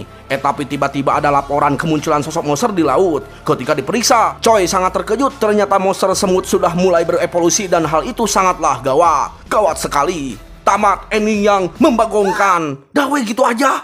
Baru kali ini loh gue kecewa banget sama ending anime, bro. Ini nanggungnya keterlaluan, bro. Tapi yang nanggung-nanggung gini tuh pasti nggak akan lama rilis season 2-nya, bro. Jadi tenang aja. Ya mudah-mudahan mah bulan depan ya. Matamu, Bang. Mana ada season 2-nya langsung muncul cuma sebulan, Bang? Kan namanya juga mudah-mudahan. Kalau sulit-sulitan baru beda. Apa sih, Bang? Gak jelas sih, Bang. Ya pokoknya mah anime ini sangat keren banget pokoknya mah. Karena anime ini mengingatkanku pada perkataan IQ7 pada saat memulai konten. Dia bilang, jangan menunggu sempurna untuk memulai. Mulailah dari sekarang meski itu buruk. Karena sebenarnya setiap orang tidak ada yang tahu apa takdir kita di masa depan. Sebenarnya ya bro, banyak pesan-pesan dari anime ini. Contoh lainnya, sebuah tekad akan semakin besar jika ditunjukkan pada orang-orang yang kita cintai, yaitu keluarga. Kalian percaya nggak? Dulu sewaktu masih bujang ya, gue tuh mikir, dapat segini, ya dapat uang misalnya ya, dapat uang segini tuh cukup gitu buat kebutuhan gue pribadi, gak usah yang gede-gede gitu. Tapi lain hal ketika gue sudah menikah dan memiliki anak. Tekadnya itu berubah, yang dimana gue harus dapat yang lebih agar kelak anak-anakku nanti tidak kesusahan gitu bro. Jadi ya begitulah. Sekian dan terima kasih telah menonton. Sayonara, goodbye. Ingat ya, jangan lupa bahagia ya bro. Karena bahagia itu sederhana loh.